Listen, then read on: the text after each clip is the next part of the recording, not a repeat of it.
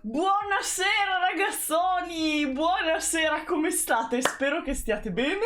Io come al solito applaudo quando vi chiedo come state, perché ormai è diventato così. Ah, che tempi. Allora, siete prontoloni? Io inizierei a raccontarvi un po' quello che sta succedendo in Italia e non solo, perché oggi voleremo anche nella lontanissima Russia. A non parlare di guerra, pensate, parleremo di crime, true crime in Russia, perché nonostante comunque la guerra e tutto il resto continuano a fare cose come gli omicidi. Ma prima di andare in Russia noi ovviamente guarderemo tutto quello che è successo in Italia, e in Italia soprattutto nel nord. Regà, Nord Italia tutto bene? Cioè, che aria tira? Cosa hanno messo negli acquedotti? Perché veramente stanno impazzuti al nord, stanno veramente impazzuti. Comunque, come avrete intuito dall'immagine che ho messo, cominciamo parlando della scomparsa di Andrea Rabchuk. Allora, qualcuno prima scriveva: ma com'è che è diventata così mediatica la storia di Andrea, no? Ecco, ve lo dico subito. Andrea, come tante altre persone scomparse, sono scomparse e nessuno se n'è curato, diciamo, a livello mediatico, perché succede tantissime volte. Voi non avete idea di quante scomparse ci sono ogni settimana che non arriva a trattare neanche chi l'ha visto, perché magari si dà per scontato che siano allontanamenti volontari, come nel caso di Andrea, perché magari questa persona aveva degli squilibri psicologici, psichiatrici, per cui potrebbe essere stata vittima delle sue stesse psicosi ed essersi allontanata in preda a un delirio, e anche questo. O potrebbe essere una persona con intenti suicidi e quindi si dà per scontato che sia andata a togliersi la vita da qualche parte. Comunque, tante volte non si pensa che ci sia l'intervento di terzi e quindi la cosa non diventa mediatica, non diventa di interesse, diciamo, pubblico. Uno di questi casi era appunto il caso di Andrea, perché Andrea, quando quando non era scomparsa, ogni tanto scompariva comunque, cioè è una ragazza ma molto sanguigna, diciamo, molto istintuale, che quando litigava con in particolare il fidanzato, ma anche con la madre, i genitori, tendeva a fare le fughe. Nel senso che era una di quelle che diceva: ah, vaffanculo tutti, io sparisco 2 o 3 giorni, magari andava con gli amici, affittava un hotel, stavano 3 giorni fuori, o andava a farsi le scampagnate in tenda da qualche parte. Comunque scappava, esatto, Argentano era una che scappava, ma tornava sempre, no? Un po' come il gatto. Il problema è che questa volta Andrea è scappata nelle modalità solite, ma poi non è più tornata ed è passato più di un mese, anzi siamo al mese e mezzo. E perché questa storia diventa mediatica? Perché hanno trovato quel cadavere nel borsone sul Po, quel cadavere di ragazza decapitato senza le mani che inizialmente poteva essere Andrea. Quindi cosa è successo? Che hanno fatto l'ipotesi di Andrea. La gente ha cominciato a dire: chi è questa? Chi è questa? Ah, cavoli, ragazza con i capelli blu scomparsa, potrebbe essere lei, chissà se lei, aspettiamo i risultati. Ah no, non è lei. Ma Andrea che fine ha fatto? E quindi hanno cominciato a interessarsi della storia di Andrea. Se non fosse venuto fuori quel cadavere e non ci fosse stata l'ipotesi che quel corpo potesse essere di Andrea, molto probabilmente lei sarebbe nel dimenticatoio come tantissime altre ragazzine scomparse, perché ragazzi in Italia ce ne sono davvero tanti. O non la trovano più, la trovano morta, anche spero vivamente che sia davvero scappata. Allora, io purtroppo ho bruttissime sensazioni. Lei ha 27 anni, Blue Price. Ho bruttissime sensazioni perché comunque anche se la fosse cioè se fosse scappata, se se ne fosse andata, se è vero che è lei che continua a usare i suoi social, cioè questa usa i social, mette like ai post degli amici, ma ignora completamente il fatto che un paese intero sta parlando di lei, che i social sono fitti di appelli perché lei si faccia sentire o torni a casa, insomma, anche solo dica ok, sto bene. Cioè, adesso è venuto anche fuori che si è scaricata della musica e si è ascoltata della musica dai social. Cioè, io dubito che una ragazza che ha accesso alle informazioni a internet, quindi sa quanto il suo nome è diventato famoso, poi si perda a metter like e non si fa sentire e non caga niente di quello che sta succedendo. Cioè, mi sembra veramente assurdo. Quindi, purtroppo... Sì, Emanuela Orlandi ve la porto, tranquilli. Quindi, purtroppo, non credo che la ragazza sia in vita. Il problema è capire chi sa qualcosa e ci può raccontare. La speranza è che ovviamente lei sia in vita, magari sia stata rapita, magari non può farsi sentire in questo momento, magari c'è speranza, però, raga, purtroppo io sono abituata a essere abbastanza, come dire, verosimile, e in questo non ci vedo grandi speranze, purtroppo. Allora... Intanto vi faccio un breve recap. Sicuramente avrete già sentito parlare di questa storia, ma se non ne avete sentito parlare facciamo un super recapone. Lei si chiama Andrea Rabciuk, è una ragazza di 27 anni, di origini rumene, campionessa di tiro a segno. Lei è scomparsa, diciamo, una ragazza fumantina, nel senso che è una tipina un po' particolare, insomma, una che comunque si mette... ogni tanto si è messa nei guai, insomma, non è la classica casa e chiesa, ecco, è una de noi, dai, è una de noi. Comunque, lei scompare all'alba del 12 marzo del 2022, cioè di quest'anno, un mese e mezzo fa, in un'area rurale di Montecarotto, provincia di Ancona. Area rurale si intende che erano in un casolare in mezzo alla campagna, quindi non c'era molto lì intorno, c'era una roulotte fuori dal casolare e lei ha passato questa serata insieme al fidanzato Simone Gresti, che è un camionista di 43 anni, e dei suoi amici tali Aurora e Francesco. Francesco era il proprietario del casolare. Questi due sostengono comunque di non conoscere bene né Simone né Andrea, quindi, come dire, erano in fase di conoscenza. Comunque sono arrivati a fare questa ultima fase della serata molto tardi, cioè erano stati in giro per la città, insomma per vari locali durante la serata, poi hanno raggiunto la roulotte che erano le 2 e sono stati lì fino a far mattina. Infatti Andrea si allontanerà dal luogo, insomma, di ritrovo tra le 6:30 e le 7 del mattino, quindi, cioè, hanno fatto una serata lunga di quelle che io mi sarei addormentata 8 volte.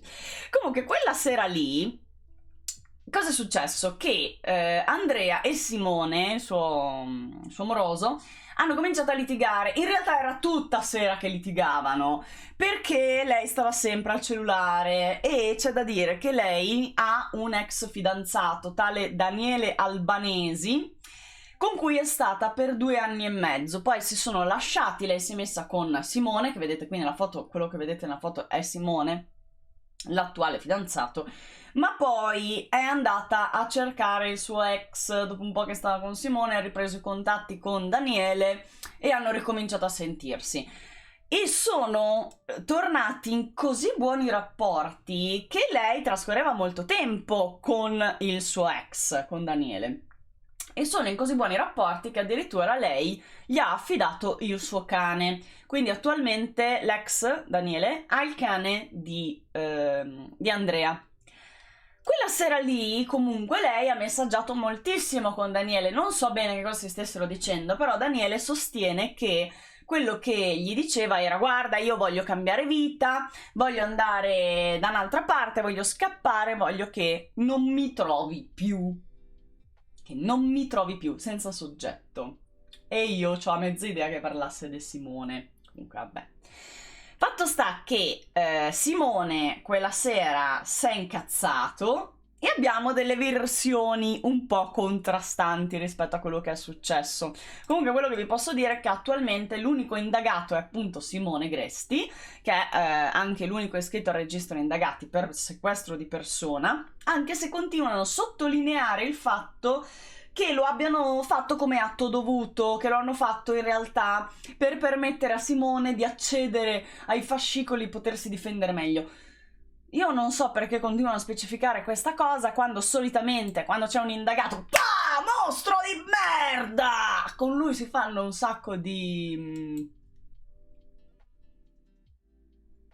non so come dirlo, però così, giusto per farvelo notare, non per lamentarmi. Mi se avesse scritto Simone quei messaggi... Già, già, sembrano padre e figlia in questa foto perché lui ha 43 anni, lei 27, un po' si vede la differenza.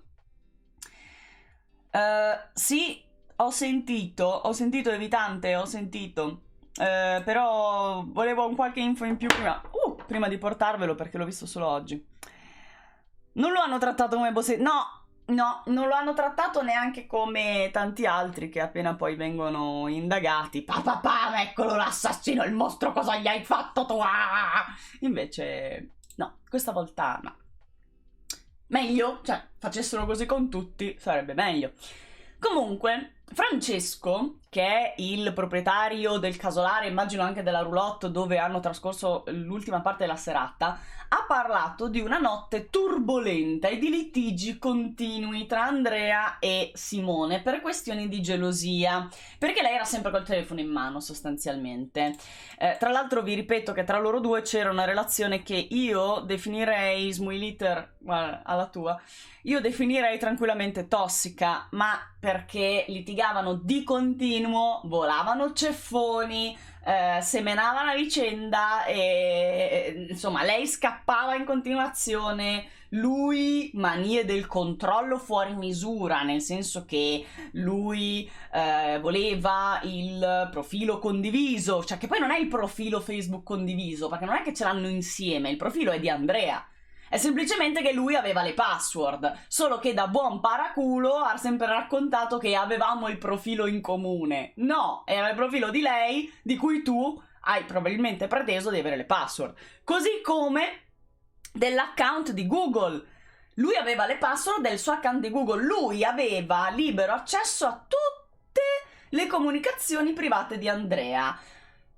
E questa cosa lui la vuole far passare come una cosa normale che hanno concordato insieme. A me puzza, ma proprio male. Comunque, sia che sia concordato insieme, sia che sia una pretesa di Simone, questa cosa, il risultato è lo stesso, cioè la relazione non è sana, appunto.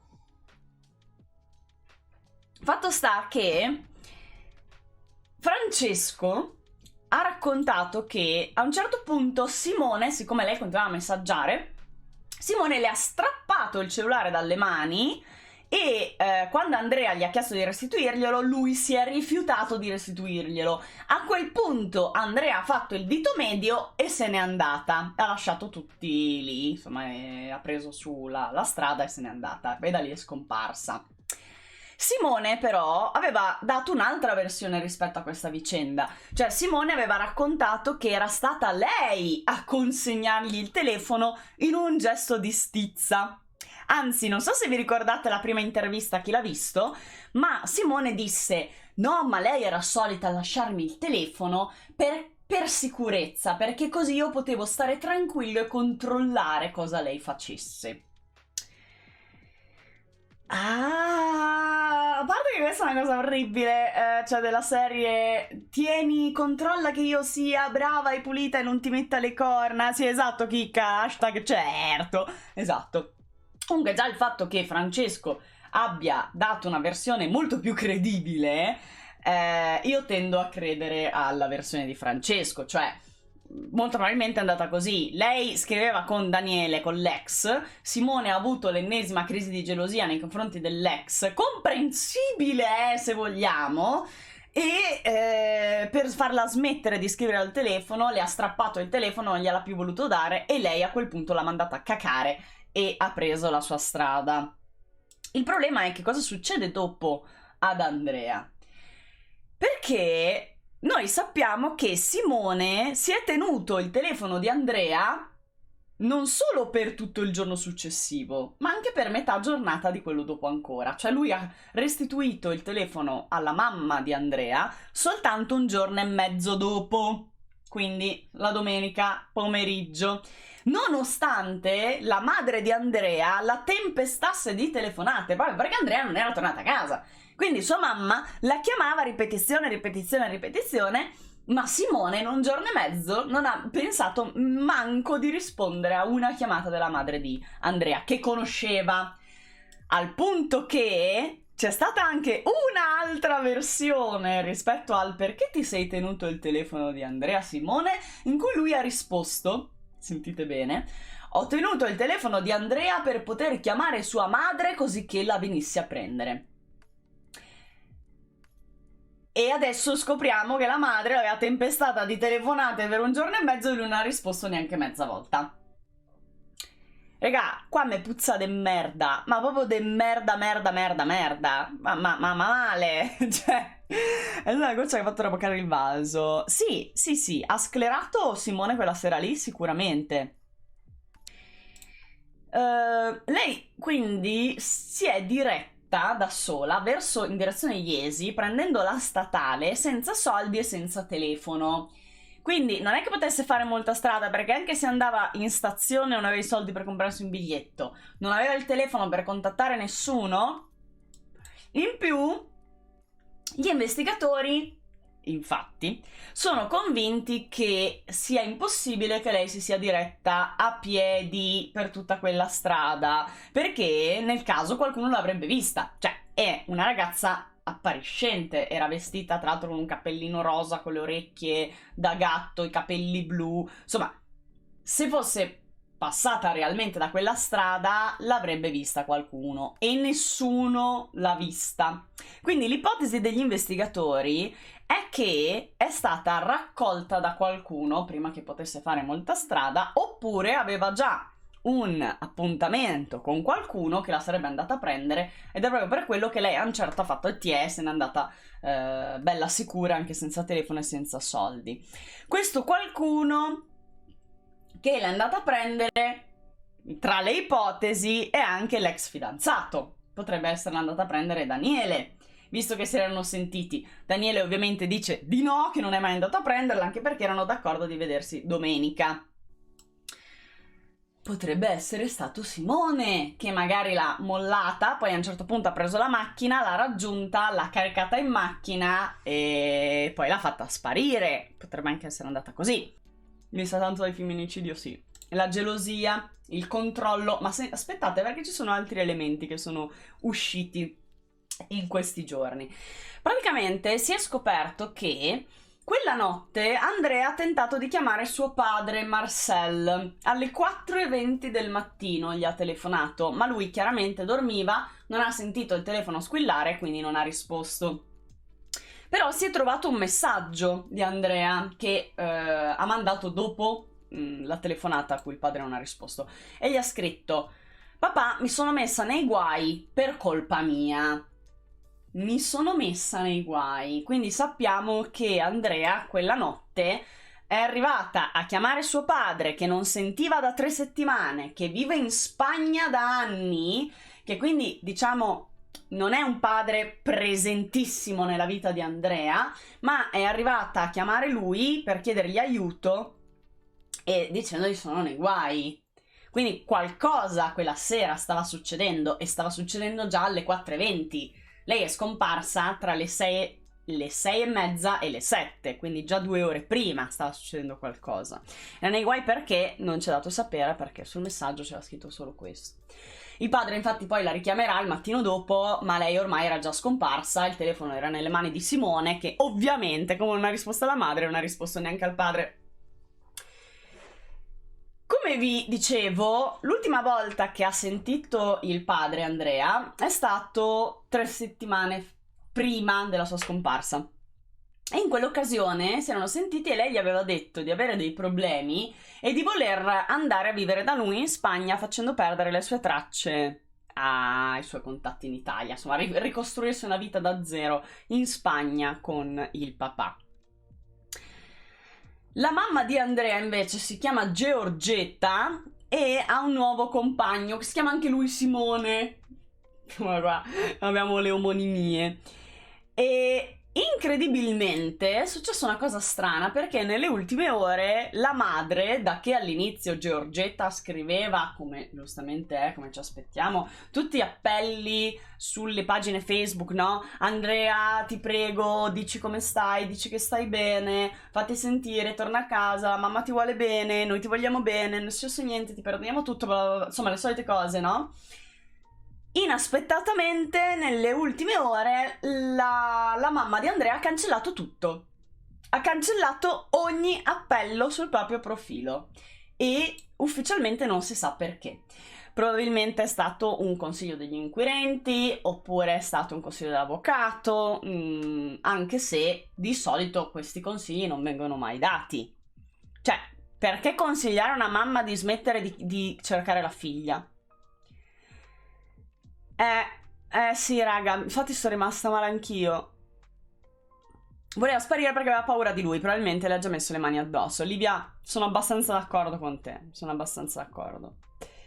Secondo, io non vorrei che fosse successo il fattaccio, cioè che avessero scoperto che in realtà Andrea è morta e ancora però non hanno dato il permesso ai media di parlarne. Perché magari non lo vogliono far sapere ai sospettati. Però, come dire, tu madre, no? Adesso io non sono madre, quindi non ne ho idea. Però, scompare un mio parente, una persona a cui tengo tantissimo, metto tutti gli appelli del secolo, mi vengono a dire che non c'è più. Cosa faccio? Cancello gli appelli?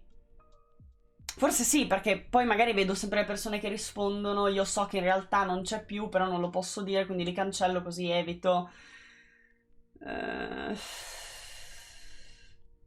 Andrea ha detto che il padre si era messo nei guai per colpa di Simone, non per colpa sua. Gabritata, le mie fonti dicono che si è messa nei guai per colpa sua, se stessa. Sì, hanno provato a cercare quei cani molecocani, assolutamente sì, infatti ci sono delle prove di cui dopo vi parlo. Ma Maddalena, fatele i complimenti che il suo cagnone Maverick è diventato un molecocane ufficiale e ragazzi io sono orgogliosissima, cioè che bello, che bello, che bello, che bello, niente Maddie, perdonami ma sono troppo orgogliosa.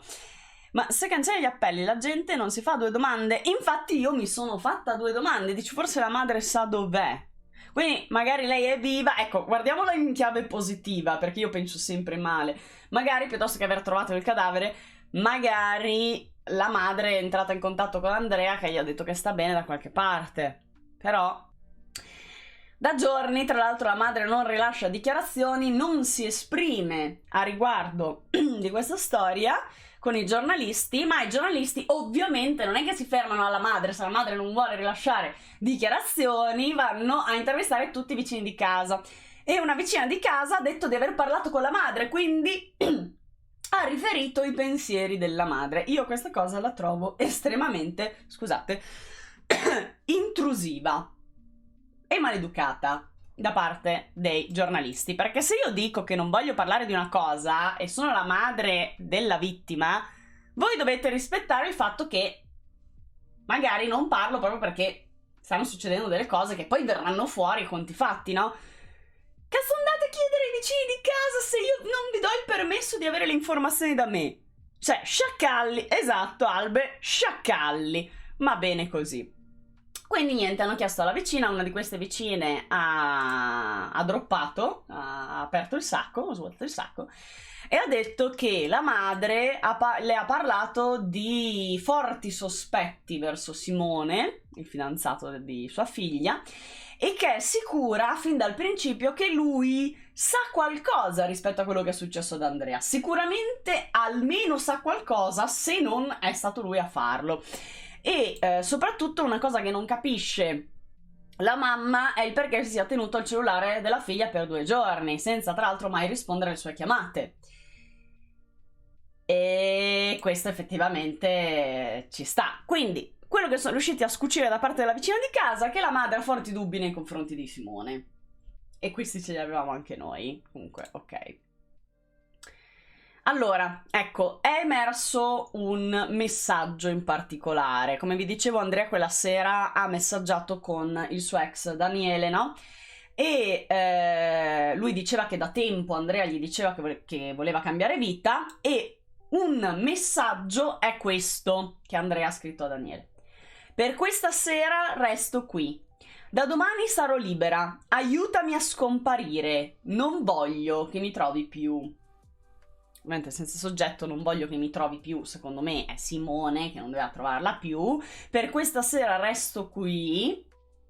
Quindi, come dire, vabbè, io non vedo l'ora di liberarmi di quest'uomo che mi fa paura, però per stasera ce la posso fare, resto qui con lui. Da domani sarò libera, aiutami a scomparire, perché da domani io scappo e lui non saprà più niente di me. Ora, questo era il progetto di Andrea. Il progetto di Andrea era che quella sera sarebbe stata l'ultima che passava con Simone, senza che Simone lo sapesse, immagino. Simone però, come sappiamo, i messaggi di Andrea li leggeva tutti, quindi magari si è reso conto che lei voleva fuggire. E spatatracchete! Cioè, a me sa proprio da dinamica abbastanza semplice, da dinamica alla Davide Fontana, della serie: tu vuoi scappare da me? Sento che te ne vuoi andare da me, non stai più bene con me, allora io ti faccio sparire. Ma se lui l'ha preso il telefono a forza, di sicuro ha letto tutto e quindi forse forse poi l'ha raggiunta. Sì, è l'idea che mi sono fatta io. Esattamente, Laura. Esattamente, io penso che sia così. Davide Fontana è, perdonatemi, l'assassino di Carol Maltesi, che l'ha uccisa, a suo dire, perché Carol voleva andarsene e ricostruirsi la vita da un'altra parte, semplicemente. Quindi, ecco, è venuta fuori un'altra cosa incredibile, un altro scoop assurdo. Simone si è tenuto il telefono di Andrea, no? Quei 2 giorni. E ha detto di aver fatto il backup al telefono di Andrea mentre era in suo possesso per ragioni di gelosia. Ok? Cioè si voleva salvare tutto quello che c'era nel telefono di Andrea, che non è un comportamento normale. Cioè non è che se tu mi dici sì, ho sottratto il telefono alla mia ragazza, me lo sono tenuto per 1 giorno e mezzo e ho fatto il backup per gelosia, allora era per gelosia, tutto a posto. Cioè no, ecco, stiamo entrando, tra l'altro in tutto questo, stiamo entrando nella mentalità del classico tizio possessivo che poi arriva a fare queste robacce qua. Però che cosa è successo? Che a causa del backup, durante l'operazione di backup, ahimè, alcuni messaggi si sarebbero cancellati da soli. Allora ragazzi, io sono una tecnoscema e sicuramente non sono l'unica tecnoscema, ma un backup l'abbiamo fatto tutti nella vita, chi per sbaglio, chi perché lo sa, l'abbiamo fatto tutti. E sappiamo benissimo che un backup non comporta l'eliminazione di niente. Esatto, Ruma, cioè il backup fa copie, non cancella roba. Infatti, il backup non può comportare l'eliminazione accidentale né della chat né di altri contenuti mediatici che sono all'interno del telefono. Tu pensa a questi poteri forti di Google, cioè, capito? Incredibile, incredibile. Quindi in via precauzionale, quando ho dovuto consegnare il telefono alle autorità, che ovviamente faranno le dovute indagini per andare a recuperare soprattutto i messaggi che sono andati persi durante il backup, ha detto questa cosa un po' per mettere le mani avanti, perché lo sa benissimo anche lui che lo beccano immediatamente che mancano dei messaggi. E chissà quali sono questi messaggi. Adesso il consulente tecnico informatico ci sta lavorando, non è un lavoro super immediato, quindi immagino ci vorrà qualche giorno perché escano le informazioni rispetto a quello che c'era nel telefono di Andrea, ma ci stanno lavorando alla grande. Sì, il comportamento Cyrus, considerata la personalità del tizio per come ci si presenta, cioè è tutto in regola perché possa effettivamente essersi occupato della sparizione di Andrea, effettivamente. Ma c'è di più, perché sono state trovate delle tracce di sangue su un giubbotto, un piumino di Simone, che a quanto pare indossava quella sera lì. Queste tracce di sangue, Simone dice, ovviamente ancora non sappiamo a chi appartengono perché devono fare le analisi del DNA, ci vuole un po' di tempo. Già, tracce di sangue. Simone si dice tranquillo, dice guarda, quello lì è il mio sangue. È il mio sangue perché giorni prima per entrare in un locale ho preso parte ad una rissa, come fosse tutto normale, sempre come tutto fosse normale, ho preso parte ad una rissa e quindi ho perso del sangue perché ho preso un croccone nel naso. Ok. Ora vi faccio un appuntino che lascia il tempo che trova, però io ve lo faccio perché comunque siete una community, mi date sempre una grande mano.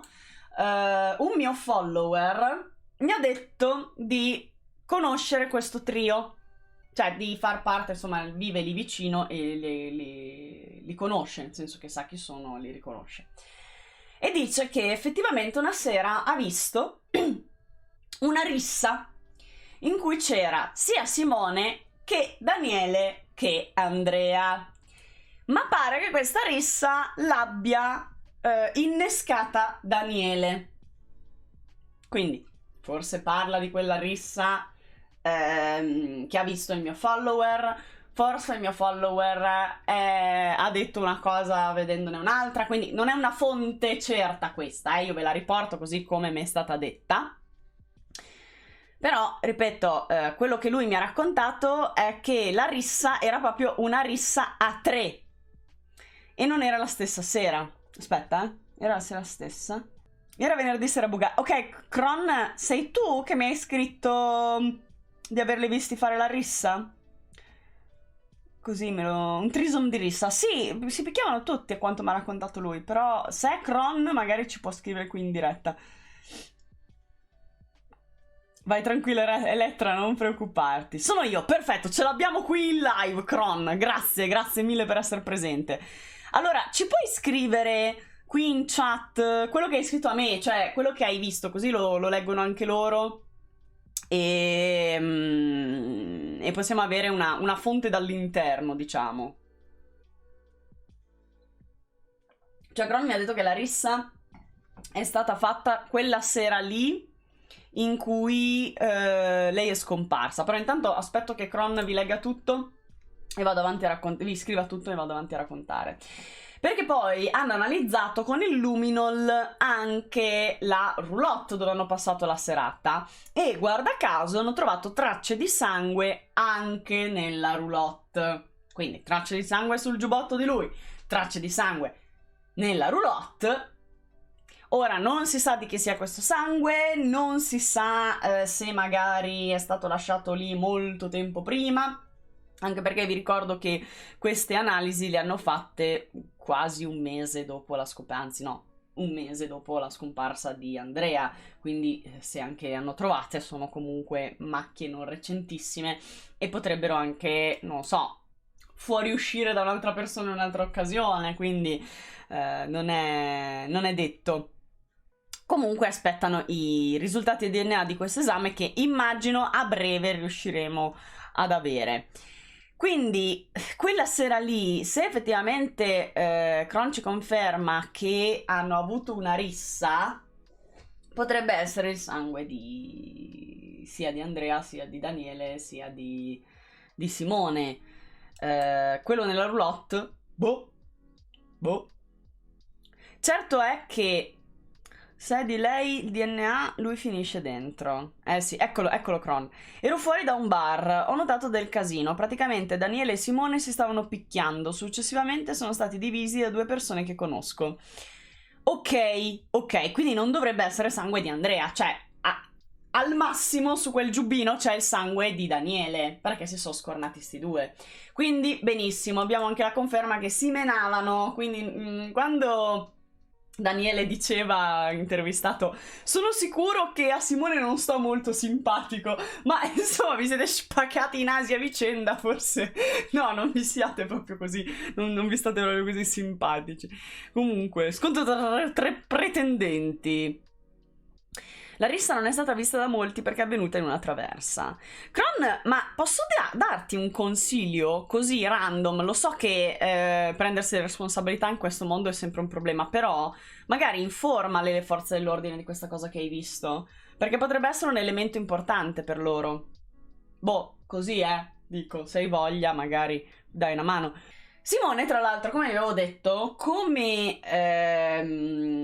prova che è viva, perché lui continua a dire Andrea è da qualche parte, sicuramente si nasconde, è viva, non è successo niente, è viva, che già questa certezza, insomma, puzza, e lui continua a dire ma sì, perché lei fa dei movimenti sui social, abbiamo visto che sul profilo Facebook, che sappiamo tra l'altro condiviso con lui, cioè nel senso che lui ha le credenziali, lei ha postato un video 2 settimane dopo essere scomparsa, ma il video era necessariamente vecchio, perché era lei in pigiama in casa che accarezzava il cane che in quel momento era nelle mani di Daniele, quindi non poteva essere un video attuale. E ho come la grandissima sensazione che l'abbia postato proprio Simone, prendendo un video vecchio che magari non avevano mai pubblicato, per far credere che lei stesse bene o comunque continuasse a interagire con i social. Il 4 di aprile lei mette dei like a persone che io non conosco, dice Simone, quindi, cioè, come dire, l'ha fatto lei per forza, perché io quelle persone non le conosco, a cui lei ha messo il like. Beh, allora sicuro, ovviamente. E poi sembra che negli ultimi giorni Andrea abbia ascoltato e scaricato musica dal loro profilo YouTube condiviso, che lui continua a chiamarlo così, il nostro profilo Facebook condiviso, il nostro profilo Google, quindi YouTube, condiviso. Regà, non c'è niente di condiviso, sono i profili di lei, di cui lui ha le password, molto semplicemente. Ma anche se lei volesse sparire, esatto, secondo avrebbe pubblicato un video geniale, esattamente. Nel senso, cioè questa ragazza vuole sparire, nell'ipotesi di Simone, quindi già lo diceva da tempo di voler sparire, quindi sicuramente è sparita, certo, e sparendo lei così random posta un video vecchio con il cane, così, senza contesto, senza niente. Cioè, tutta Italia ti sta cercando e tu metti i like ai post dei tuoi amici. Tutta Italia ti sta cercando e tu scarichi la musica dal tuo profilo YouTube. Adesso va avanti poco il ragazzo qua, perché è un attimo andare a guardare la geolocalizzazione dei social dove sono stati fatti determinati accessi e scaricaggi, e secondo me verrà fuori che è stato lui. Un po' infatti mi ricorda Davide Fontana, mi ricorda l'omicidio di Carol Maltesi, questa storia qui, a livello di dinamica di controllo, possesso, tu devi dipendere da me a tutti i costi, no? E quindi è un paese tentativo di goffo depistaggio, esatto, cioè Fontana era più scaltro, Fontana era un pochino più scaltro, lui fa delle cose che sono veramente poco credibili. Comunque, ora possiamo anche un attimo analizzare le direzioni che può aver preso Andrea nel caso si fosse allontanata realmente da sola a piedi. Sentite, perché è impossibile che possa essersi allontanata da sola. Perché i percorsi che lei poteva fare allontanandosi dal casolare sono 3. Uno a destra, uno a sinistra e uno al centro, ovviamente. Immagino. Comunque, se Andrea fosse andata a destra, cioè io qui mi immagino proprio il bivio, no? Come nei cartoni animati. Se Andrea fosse andata a destra, a 15 minuti a piedi si sarebbe trovata una fermata dell'autobus. Quindi, come è ovvio che sia, sono andati a controllare chi era il conducente quella mattina, i vari conducenti quella mattina, e hanno interrogato tutti e nessuno di loro ha visto Andrea salire, e se la sarebbero ricordata, anche perché a quell'ora del mattino non è che salga tanta gente, se la sarebbero ricordata, insomma nessuno l'ha vista, quindi non è andata alla fermata dell'autobus, escludiamo sia andata a destra. Se è andata a sinistra si sarebbe ritrovata davanti a un autogrill, e anche lì nessuno l'ha vista e le telecamere non l'hanno registrata, quindi non è andata all'autogrill. La terza opzione è appunto quella stradina di campagna lontanissima dal traffico che non portava a niente. Oh, che bello, Lady Safi che sei arrivata, meno male, meno male. Quindi, insomma, sembra improbabile che se ne sia ce la posso fare a parlare? Sembra improbabile che si sia allontanata a piedi per cavoli suoi. È più probabile che sia salita in macchina con qualcuno e che l'abbia poi portata via. Che sia salita con qualcuno che lei aveva contattato prima di allontanarsi dalla festa e non è Simone, quindi un altro ancora, ma cioè qui mi sembra che i moventi più che altro ce li abbia Simone. Oppure lei si è allontanata, a un certo punto Simone ha detto sì dai cammina, va bene, okay? Poi è stato lì a aspettare 10 minuti, sapendo lei che direzione aveva preso, la raggiunge un attimo con la macchina, la convince a salire in macchina e da lì chissà che fine ha fatto. A me questo è un po' quello che mi aspetto.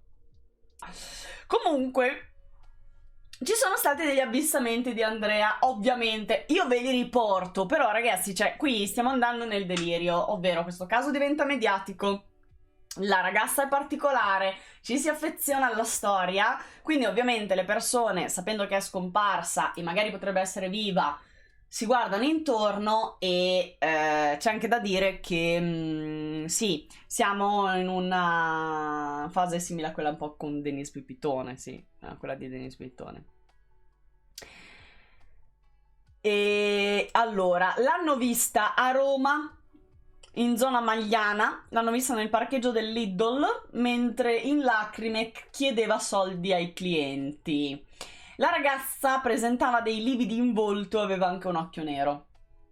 E questa stessa ragazza è stata vista anche da 2 bariste, sempre lì di Roma, della zona, di un locale poco distante dal Lidl. L'hanno vista bere 1 o 2 birre nel loro bar e poi se n'è andata. Ovviamente Simone è felicissimo di questi avvistamenti, perché continua a dire no, dobbiamo assolutamente seguire la pista degli avvistamenti perché ogni avvistamento è valido, continuate a chiamare e segnalare se vedete Andrea in giro. L'avvocato di Simone, tra l'altro, è stato contattato da una signora di Milano convinta di aver visto Andrea in zona stazione di Roffiera, e un altro avvistamento è avvenuto ad Ancona, nei pressi della Galleria Dorica, dove hanno visto Andrea passeggiare da sola. Allora, raga, io ve lo dico, cioè una ragazza con i capelli blu è facilmente confondibile, a meno che non conosciate molto bene i suoi tratti e tutto, può essere, non dico facilmente confondibile, scusatemi, però per l'uomo della strada, no, che cerca la ragazza con i capelli blu, magari in condizioni in qualche modo disperate, tende a confondersi facilmente, ecco.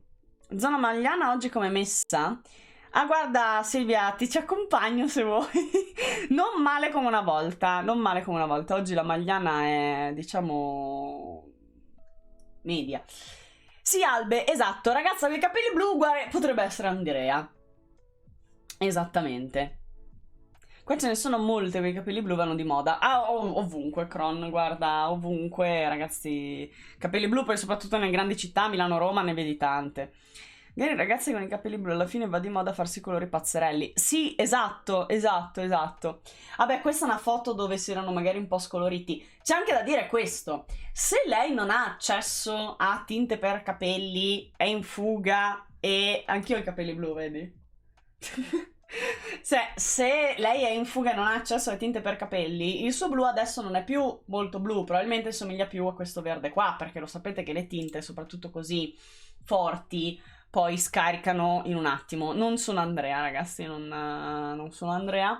Comunque, questa è la storia di quello che sappiamo fino adesso di Andrea. Secondo me gli inquirenti sono molto più avanti di quanto ci dicono i giornali, di quanto ovviamente dicono ai giornali, ed è giusto così.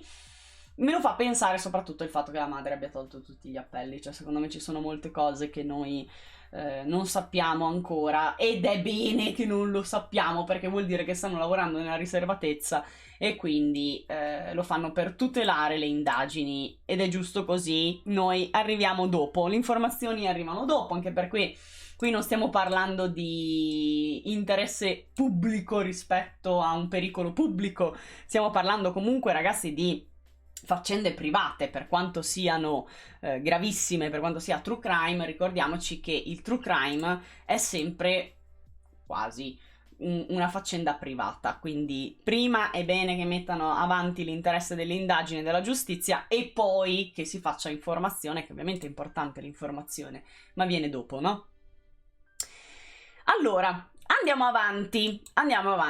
C'è stata un'altra notizia che ha fatto parlare molto questa settimana in Italia. Un femminicidio terrificante, soprattutto nella dinamica, e poi è venuto fuori anche il movente e tutto il resto. Avete sentito parlare sicuramente della donna che è stata uccisa nell'Adda, nel fiume Adda. Quello della mamma, esatto. Allora, no, non scusate, sì, lei era una mamma ovviamente, ma non so se è la stessa anche di cui stiamo parlando. Hai intravisto qualcosa, Albe? Vabbè, te lo racconto io. Cosa succede? Martedì 19 aprile a Faragedadadda, in provincia di Bergamo, verso le 21:37, 21:40, una Renault Megane bianca a tutta velocità finisce nel fiume Adda. Praticamente stava prendendo una strada che fiancheggiava un campo sportivo dove si stavano allenando anche dei ragazzi. C'era un unico punto che dava direttamente nel fiume, senza protezioni, guardrail né niente. La macchina, guarda caso, a tutta velocità ha preso proprio quel punto dove non c'erano protezioni e si è gettata nel fiume, nell'acqua. Alla guida dell'auto c'era Carlo Fumagalli, che vedete qui in foto, di 49 anni, con a bordo la sua compagna convivente Romina Vento, 43 anni, che è la vittima di questa storia. Motie? Ti leggo, Allora, subito dopo il tuffo, il nostro Fumagalli, che sa nuotare bene, è riuscito a uscire dalla macchina e nuotare fino a riva, e poi si è messo a correre senza meta, cioè è fuggito. E questa cosa ha fatto incuriosire molto, diciamo, cioè ha lasciato basiti i testimoni, perché come vi dicevo, no? Hanno percorso una strada che era accanto a un campo sportivo. Lì in quel momento c'erano dei ragazzi di 30 anni che si stavano allenando, e quindi, siccome hanno sentito del trambusto, delle grida, e anche ho visto la macchina ovviamente finire nel fiume, si sono avvicinati e hanno guardato, no, con le torce del telefono, e hanno visto proprio l'uomo che nuotava e usciva dall'acqua e correva nel niente, mentre poco prima si sentivano le grida della donna di Romina, no? Comunque, Romina nel frattempo in realtà era riuscita ad aprire la portiera della macchina e gridava aiuto. Per questo i testimoni hanno sentito le sue grida, ma purtroppo è annegata, e il suo corpo stranamente non è stato trovato all'interno dell'auto, ma fuori dall'auto a 300 metri. Ora, fin qui sembra un incidente, se non fosse che lui è scappato. Però dici, oh, gli sarà preso il tananai, no? Gli sarà preso il delirio, lo shock, la confusione, è ancora là che fugge perché si è preso una paura tremenda, non ha pensato a salvare la moglie. Il panico, esatto, Albe, io ho detto tutte le parole tranne quella giusta, grazie mille. E quindi là 3 ore che corre si sarà preso uno sciopone. Quindi i carabinieri comunque ci mettono 3 ore per raggiungerlo. Quando lo hanno raggiunto aveva ancora tutti gli abiti fradici, in stato confusionale. Però non ha pianto, quando gli hanno detto che la moglie era morta non ha pianto, non ha tradito granché emozioni, era abbastanza catatonico, quindi viene portato in caserma per essere interrogato, ma si dava per scontato che fosse un incidente, cioè inizialmente gli inquirenti dicevano vabbè è finito nel fiume, lui si è salvato, lei no. Al massimo omissione di soccorso, no? Però, quando lo interrogano, cominciano ad emergere alcune contraddizioni e, pian pianino, arrivano alla verità, finché alla fine lui non viene arrestato. E adesso, prima di spiegarvi esattamente che cosa è successo, vi faccio un breve background di contesto familiare, di contesto da dove arriva quest'uomo qua. Va bene, dunque, che cosa è successo? Che Romina e Carlo si sono trasferiti nel 2003 a Farageda Dadda, che tra l'altro è bellissima come cosa da dire, e hanno formato la loro famiglia composta da 2 figli, uno di 10 anni e una di 15. Carlo in realtà aveva un precedente matrimonio con un'altra donna dal quale aveva avuto un figlio che però ormai era grande, cioè la sua vita, insomma lui aveva questa seconda famiglia, la seconda unione. Non erano sposati lui e Romina, E infatti decade l'aggravante della parentela, perché non erano sposati, vedi in poche storie. Comunque sia. Carlo faceva l'addetto al taglio del tessuto alla Duca Visconti di Modrone, mentre Romina Bento era una pasticcera che lavorava nel pastificio Annoni. La famiglia è sempre stata descritta dai vicini conoscenti come riservata e tranquilla, nel senso che non davano problemi ma non davano nemmeno troppa confidenza, nel senso che non sai che salutavano proprio sempre. E Fumagalli insomma era uno che al lavoro non si portava la vita privata, così come lei che era sempre sorridente, insomma non portavano i loro fatti personali all'esterno. Però Fumagalli aveva confidato a un collega di avere qualche problemino con Romina perché parlavano Farageda, cosa ho scritto io? Farageda, Gera, perdonatemi, Faragera Dadda, scusatemi, oh mamma mia, io e la geografia veramente altrove. Comunque sia, parlavano di separazione e lui questa cosa della separazione gli faceva tanto male, lei si era stufata di lui, esatto. Ma in realtà erano in crisi da poco, cioè erano in crisi da gennaio-febbraio di quest'anno. Sappiate anche una cosa tristissima, che dell'incidente della morte di sua madre, la figlia di 15 anni non l'ha avvisata nessuno e lui è venuta a sapere dai social. Io veramente. Voi provate a immaginare che perdete un vostro parente in un incidente mortale provocato tra l'altro dall'altro vostro parente, nessuno vi avvisa, nessuno vi dice niente, la mamma non torna a casa la sera, così, e il giorno dopo lo scopri dai social. Madonna, se ti incazzi? Ti incazzi, sì. Avvisare la famiglia penso sia la prima cosa. Sì, ma cioè io non lo so per quale motivo non abbiano avvisato. Forse perché sono dei minori, quindi l'hanno detto solo ai nonni non gli hanno voluto dire ai minori, non lo so. Non lo so, però è una cosa veramente orribile. Insomma, tra l'altro questo soggetto qua doveva essere reinterrogato perché è stato messo in carcere, doveva essere reinterrogato, in carcere ha minacciato di suicidarsi con una corda di una tenda, quindi lo hanno mandato in psichiatria, hanno dovuto rimandare l'interrogatorio, insomma alla fine comunque ce l'hanno fatta e hanno avuto finalmente una confessione piena. E adesso quando vi dico che cosa è successo realmente c'è da strapparsi i capelli. Cosa è successo quel martedì? Alle 21:30 lui è andato a prendere al lavoro Romina con la macchina e hanno accompagnato a casa anche un collega di Romina, tale Latino Puglisi.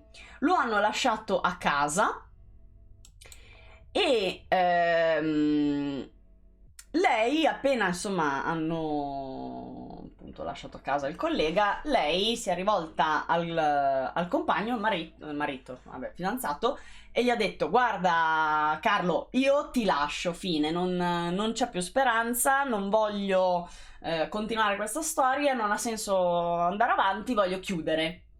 Lui sperava in realtà di recuperarlo questo rapporto, che era in crisi, come vi dicevo, da poco, tra gennaio e febbraio.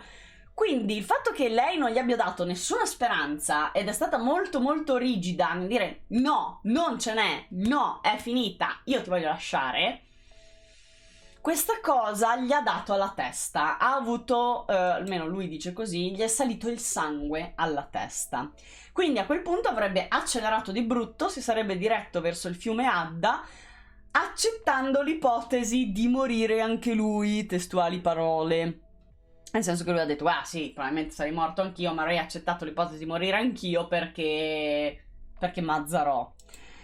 E insomma, una volta in acqua, però, lui sa nuotare molto bene, lei no. Tra l'altro lui ha sempre vissuto sulle rive dell'Adda, ha sempre fatto bagni nel fiume, portava i figli al fiume, conosceva molto bene l'Adda, lei non così bene. Quindi una volta in acqua, mentre Romina cercava di aprire la portiera per mettersi in salvo e gridava aiuto, perché infatti i testimoni l'hanno sentita, lui l'ha presa da dentro la macchina, cioè lui non ha pensato a salvarsi, lui l'ha presa, l'ha spinta sott'acqua, le ha impedito di uscire dalla macchina, l'ha spinta sott'acqua, l'ha annegata, dopodiché, quando aveva l'acqua qui, è uscito e si è messo in salvo. Cioè, ha rischiato la vita, lui, per uccidere lei. Che bastardo. Veramente, veramente.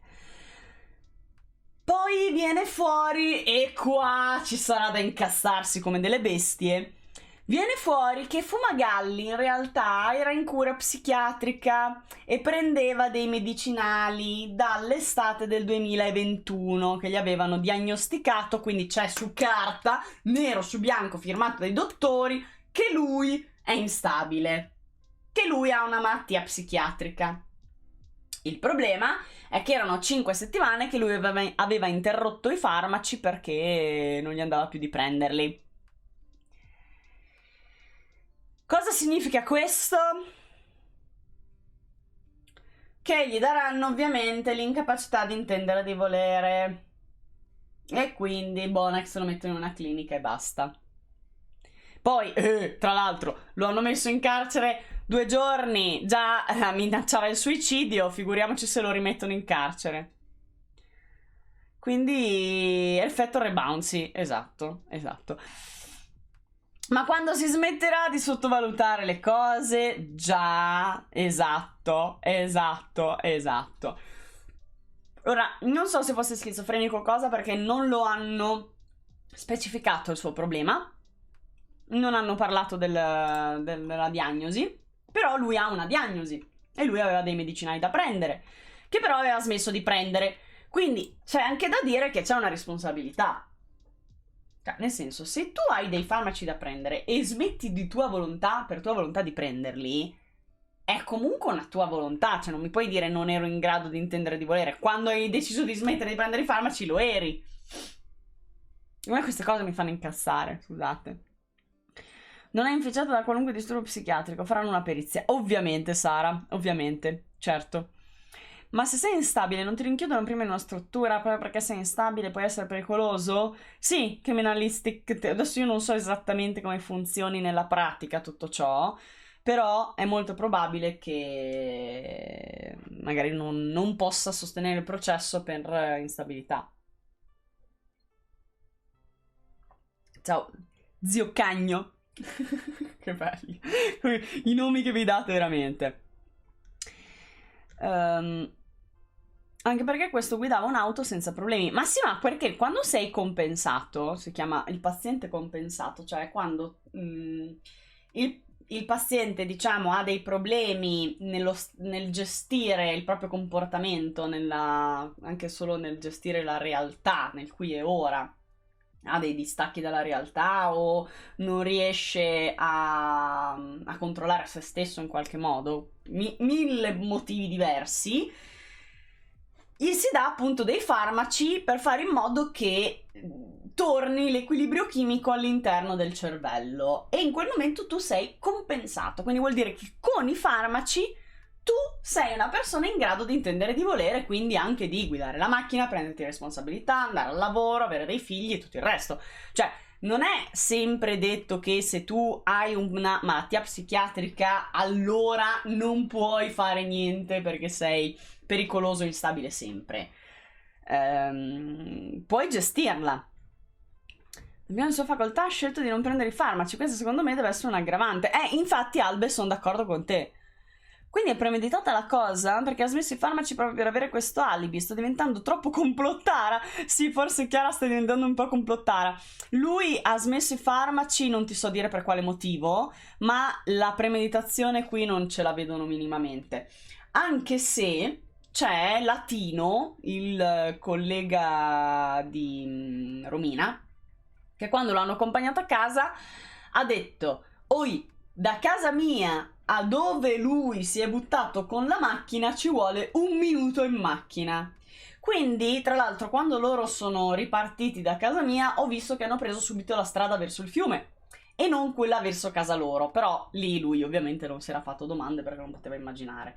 E quindi fa pensare che magari in realtà questa conversazione non ci sia mai stata e che lui fin dall'inizio avesse in mente di buttarsi nel fiume con lei. Se tu prendi, ti butti in un fiume con l'intenzione di uccidere, forse ucciderti, e poi la neghi e ben chiare le tue priorità, non sei instabile, hai proprio un'azione in mente ben precisa. Certo, ma anche le persone che non sono in grado di intendere di volere fanno azioni precise. Non confondete il non in grado di intendere di volere con il non riesco a muovermi nello spazio. Cioè, non è questo, è il ho pensieri che non come dire, che non hanno a che fare con il mio mondo, con la mia persona, con quello che io voglio veramente. Cioè, i miei pensieri prendono il sopravvento rispetto a quello che invece dovrei controllare, vanno oltre i miei impulsi, non riesco a controllare gli impulsi. Cioè, non è che improvvisamente perdi la capacità di organizzazione o di gestione dello spazio e del tempo. Io prendo farmaci, ma non sono mica pericolosa. Non per forza una malattia psichiatrica è pericolosa per gli altri. No, assolutamente, anzi, per la maggior parte è pericolosa solo per se stessi. I farmaci si possono prendere anche per i lutti, per la depressione. Assolutamente sì, assolutamente sì. Infatti io non so quale fosse il problema di Carlo. Lui non era mai stato violento precedentemente, non aveva problemi di violenza, quindi non lo so. La moglie sapeva che aveva smesso i farmaci, non te lo so dire. Questo proprio non lo so. Allora, questa era la notizia della donna finita nell'Adda. Io inizialmente pensavo fosse stato un tentativo di, come dire, omicidio-suicidio, come va. Poi lui si salva, lei la lascia annegare. Mai mi sarei aspettata che addirittura lui, pur rischiando di annegare, avesse spinto lei per ucciderla. Questo mi ha lasciato veramente con i nervi così. Però questo è quanto. Ora poi vedremo quali attenuanti gli daranno. Già gli vogliono togliere l'aggravante del grado di parentela perché erano solo conviventi e non sposati, e questa cosa qui mi fa venire sui... c'hai dei figli insieme, cazzo! Sì che siete parenti, avete dei figli insieme! Cioè, vabbè. La legge è la legge, che ci vuoi fa? Sai che facciamo prima a dire chi non li prende? Mi sa di sì. Mi sa di sì. Allora, avete sentito parlare del misterioso giallo che vede come protagonista questo ragazzo che si chiama Matteo Valentini? Non sapete questa notizia? Ok, è incredibile. Cioè, è successa una cosa stranissima. Ovvero, all'1:22 di notte di venerdì 8 aprile 2022 viene trovato questo ragazzo, Matteo Valentini, che ha 20 anni, in una pozza di sangue in mezzo alla strada, proprio in mezzo alla strada, in Viale Sacco e Vanzetti, nel quartiere Colli Aniene a Roma. Lo hanno trovato dei passanti che hanno chiamato i soccorsi. Lui era in fin di vita, ma era ancora vivo ed è stato portato d'urgenza all'ospedale, dove tra l'altro in questo momento è ancora vivo ed è in coma. E gli è andata veramente, veramente di culo, perché nonostante insomma le ferite profondissime e terrificanti, non rischia, sembra attualmente, danni cerebrali permanenti, quindi dovrebbe riprendersi, non si sa quanto ci vuole, ma dovrebbe riprendersi, quindi poi quando si riprenderà, sperando che lui possa ricordare, sarà anche risolto questo giallo. Per adesso ovviamente l'unica cosa che riesce è giusto battere un po' gli occhi o fare dei movimenti quando sente la voce della mamma, che tra l'altro poverina ha rilasciato delle interviste veramente mega commoventi. Ma la cosa è incredibile perché i soccorsi sono stati chiamati all'1:22. Lui 7 minuti prima, quindi a 00:15, ha mandato un messaggio a una ragazza ed era un messaggio tranquillo, normalissimo. Quindi lui 7 minuti prima di essere in una pozza di sangue in mezzo alla strada stava benissimo. Nessuno ha visto niente, hanno analizzato ovviamente i filmati delle telecamere, ma de sfiga è che tutte le telecamere che ci sono su quella strada inquadrano i punti tranne, non arrivano fino a lì, cioè non ci sono immagini del punto in cui lui è stramazzato. E Matteo aveva trascorso la sua serata al parco Tossetti con dei suoi amici e poi li aveva salutati per tornare a casa a piedi. 1:15 buga. Oh, scusami Blu, sì, 1:15, perdonatemi, 1:15 il messaggio. Ma normalmente, come hai sempre fatto, cioè fai la serata con gli amici, sei lì poco distante da casa, ti torni a casa a piedi, fai un breve tragitto a piedi. Inizialmente, ovviamente, i medici che lo hanno assistito hanno pensato che fosse stato investito da un pirata della strada, che non si fosse fermato.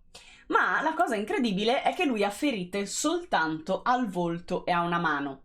Ha delle fratture craniche e facciali molto pesanti, quindi tutte ferite sul volto, e ha una mano rotta e piena di tagli. Escludono l'aggressione per rapina perché i suoi effetti personali sono tutti lì ancora sparsi, erano per strada, sparsi vicino a lui, c'è il portafoglio, c'erano i soldi, c'era tutto. Lui ha questa frattura alla mano e questi tagli che probabilmente, esatto, Cyrus, sono ferite da difesa. Molto probabilmente lui ha usato con la mano per in qualche modo fermarsi, per difendersi e fermare l'aggressore. E infatti sotto questa mano sotto le unghie di questa mano hanno trovato del materiale organico. E quindi è probabile che lui abbia graffiato, comunque si sia trattenuto del materiale organico, del DNA dell'aggressore. Quindi che cosa fanno? Adesso analizzano questo DNA nella speranza che sia uno con precedenti per trovare chi lo ha aggredito. Però è assurdo come il tutto sia successo in meno di 7 minuti per motivi che non si capiscono, perché andando a ricostruire la storia di Matteo non aveva dei nemici in particolare, non aveva dei problemi, non si capisce veramente per quale motivo questo sia stato aggredito. Io prendo i farmaci tutto l'anno, ho provato a smetterli da sola anni fa e mi sono distrutta da sola. Ecco Elena, sei un esempio. Non smettete i farmaci da soli, mi raccomando. Questa è proprio... ogni brutta storia inizia così. Posto sbagliato, momento sbagliato. Può essere, teppisti anche, ma voglio dire, tu cosa fai? Uccidi una persona perché lui è sopravvissuto solo perché sono arrivati immediatamente a soccorrerlo, ma per proprio il rotto della cuffia è sopravvissuto, quindi possiamo tranquillamente metterlo nei tentati omicidi. Tu uccidi una persona così, cioè non gli rubi niente, così, non hai moventi, non hai... perché sono un teppista, cioè mi sembra veramente strano. Spero che si svegli e ricordi, così lo beccano chi è stato. Sì, assolutamente, ma lui si sveglierà, ovviamente. Il problema è se si ricorda, perché ragazzi, quando hai un trauma cranico importante, io purtroppo ne so qualcosa, è difficile ricordarsi i dettagli di quello che è successo, molte volte le cose sono confuse, quindi se mi metto un attimo nei suoi panni rispetto anche a quello che è successo a me, ti puoi ricordare la dinamica, ti puoi ricordare da dove è arrivato il crocco magari, cioè da dove è arrivato il colpo, ma se ti chiedono di ricostruire un volto, difficile, È difficile. A meno che lui non lo conoscesse. Cioè, se è una persona che conosceva, ok, ma se è una persona che non conosceva, difficile. Il figlio di una mia amica fuori da una discoteca è stato preso a calci in faccia solo perché gli aggressori sostenevano che li guardasse male. Ah, guarda. Mi dispiace tantissimo per il figlio della tua amica. La gente è fuori di testa. Comunque, veramente. Sì, se lo conosci si ricorda, altrimenti è difficile. Cosa mi è successo? Ho avuto un incidente in macchina pesantissimo, per cui la morte credo di sapere un po' che sapore ha. Se volete recuperarlo, adesso Ruma fa il mio portachiavi, vi dà il link sicuramente. Essere una vittima casuale come no, droga, soldi, vero. Vero. Comunque, sperando ovviamente che Matteo si riprenda al 100% e possa raccontarci tutto quello che è successo, gli facciamo un augurone. Non è morto, anzi sopravviverà, quindi un true crime che fortunatamente non è andato a finire male. Che bello, meno male, almeno questo. Pare anche che non debba avere danni permanenti, quindi sta solo nella pazienza di aspettare che si riprenda, poverino. Un altro sopravvissuto a un'aggressione random è lui, che guardate poverino come è stato ridotto. Lui si chiama Enrico Borla. Se voi digitate Enrico Borla trovate anche la pagina Wikipedia, proprio perché è un signore noto nell'ambiente. Lui è un noto psichiatra, è uno scrittore e è originario di Torino, ha 63 anni e lui proprio a Torino, in Corso Francia, quindi in centro, è stato aggredito da un ragazzo che improvvisamente, così, andava un po' di fretta e improvvisamente gli ha dato un pugno in faccia fortissimo, un gancio destro, proprio fortissimo, fortissimo, tanto che il signore è sbattuto contro il muro, poi è caduto sul pavimento e si è ridotto, come potete vedere. È stato sottoposto a diversi interventi perché aveva rotto il naso, lo zigomo e l'orbita, quindi ha fatto degli interventi maxillofacciali. E per sua stessa ammissione dice: ho mezza faccia in titanio.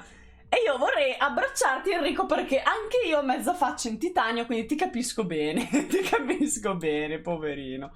Comunque si pensa che lui sia una ennesima vittima del cosiddetto Knockout Game o Knockout Challenge, che è quel gioco di merda che hanno inventato negli Stati Uniti, che poi hanno portato in giro, e non so se è come la Blue Whale, cioè una forse leggenda o esiste veramente, o la leggenda della leggenda che poi in realtà esiste, non ho capito esattamente bene, ma pare che sia una challenge che gira sui social, per cui tu devi mollare un pugno fortissimo a uno e qualcuno ti deve fare il video però, e per poi metterlo sui social. Ora, Knockout Game, sì. Io ho un dubbio. Ma se tu fai un'azione del genere, no? E poi metti il video sui social, cioè vai avanti poco, ti arrestano subito, nel senso che ti beccano immediatamente. Dove vuoi andare? Sti fenomeni dovrebbero essere più attenzionati. Io era un po' che non sentivo storie del Knockout Game. KO Game. Comunque, la cosa incredibile è che questa cosa è successa in centro, come vi ho detto, davanti a tutti, quindi c'erano molti testimoni che hanno assistito. La maggior parte di loro ovviamente erano intenti a dare soccorso alla vittima, no? Quindi non si sono soffermati più di tanto sull'aggressore. Qualcuno invece ha cercato di fermarlo, ma lui è velocissimo ed è riuscito a fuggire. Però lo hanno descritto, quindi c'è una specie di identikit, diciamo. È un tizio molto alto, biondo, con l'aria da spaccone, che indossava una tuta bianca e aveva il cappuccio. Età più o meno tra i 20 e i 25 anni. Figlio di bottana, sì, esatto, proprio di quelli figlio di bottana. Lui tra l'altro avanzava spintonando le persone come se avesse molta fretta per raggiungere poi Enrico e sferrargli il pugno. E tra l'altro, visto che il nostro Enrico è uno psichiatra, si è ovviamente soffermato a fare un'analisi rispetto a quello che potrebbe essere successo nella testa di questo ragazzo, no? Quindi colpisci uno psichiatra e lui ci pensa. Lui dice che secondo lui il Covid ha slatentizzato tantissimi problemi. Cioè, cosa vuol dire slatentizzare? Vuol dire che se tu hai qualche disturbo latente, cioè hai una tendenza a un comportamento deviante, ci sono dei periodi della vita o degli avvenimenti, degli episodi della vita che te li slatentizzano, cioè li tirano fuori e quindi dopo li manifesti. Se magari non fosse successo niente di stressante o in qualche modo triggerante per il tuo problema, magari tu campi e crepi senza nemmeno mai dimostrare di averlo o senza avere mai comportamenti devianti in particolare. Lui dice che il Covid, il lockdown e tutto hanno tirato fuori i problemi di tante persone e che soprattutto hanno fatto sentire i giovani inutili e soli. E questo gesto dava 5 minuti di gloria dopo il vuoto lasciato dal Covid nel cuore di questo ragazzo. Ok. Lo psichiatra quando ti dissa ti psicanalizza. Se lui ti comprende, capito? Lui alla fine ha fatto un'analisi di comprensione rispetto al fenomeno, che è la cosa migliore, perché se tu stai lì nel letto d'ospedale, guardatelo poverino come sta, se lui fosse lì a dire bastardo, lo devono trovare, lo devono prendere, è stronzo, mi ha fatto del male, adesso invece lui ha fatto un ragionamento, si è fermato a pensare, ha dato una sua interpretazione al fenomeno privo di rabbia, ma con la comprensione che ovviamente la rabbia c'è, indubbiamente, ma è una cosa, esatto, è il bello della psicologia, il bello del conoscere il comportamento umano che ti fa poi anche comprendere che più di tanto c'era una pubblicità? No. Che più di tanto non te la puoi prendere con delle menti devianti, ecco. Il bello della psicologia. Prima volta allora il mio psicologo mollerò un pugno, mi comprenderà meglio. No! Ma no! La mia analisi, non sei normale. Ah, su questo non ci piove, sicuro. Se devi fare una roba così, no, che non sei normale. Ok, quindi dopo le 2 vittime di pestaggio fortunatamente sopravvissute, arriviamo alla vittima di pestaggio invece deceduta, ahimè. E questa è la storia che aspettavate in molti. Questa è una storia che mi avete segnalato in tantissimi. Siete rimasti sconvolti, sono rimasta sconvolta anche io, ma sia per il movente, cioè la motivazione per cui questo figlio ha ucciso la madre, figlio giovanissimo, parliamo di un ragazzo di 24 anni che uccide sua madre, ma a me fa ancora più impressione il modo, esatto Albe, l'efferatezza, il modo. Ora non vi faccio spoiler perché magari alcuni di voi non hanno visto la notizia. So che la maggior parte è informatissima, cioè che siete bravissimi, siete sempre sul pezzo, sapete tutto, però certe volte invece magari c'è qualcuno che non ha saputo niente, quindi evito gli spoiler e vi racconto tutto dall'inizio. Povera mamma, ma veramente, anche perché era una donna meravigliosa. Ecco Elisa, per esempio Elisa, non ti faccio gli spoiler. Allora, siamo a Pisa ed è la notte di Pasqua. Tra l'altro ragazzi... Ah no! No! Cosa dico? Ruma, passa al caso dopo. Quello che si chiama Davide Garzia. Scusate che niente.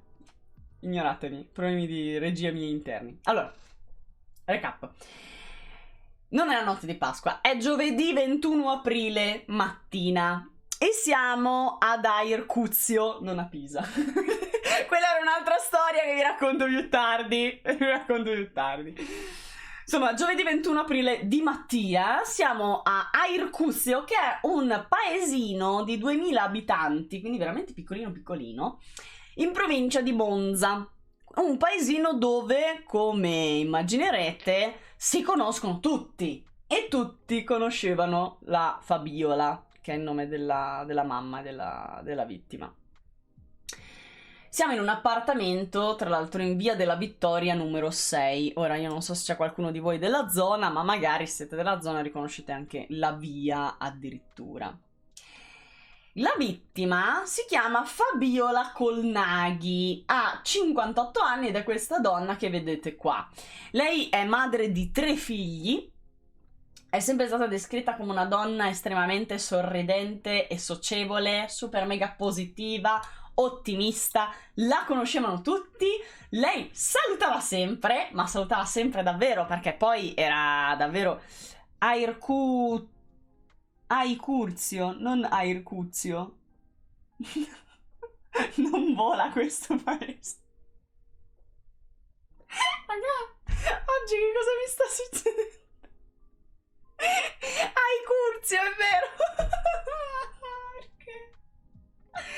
Perché non ce la posso fare? Aicurzio.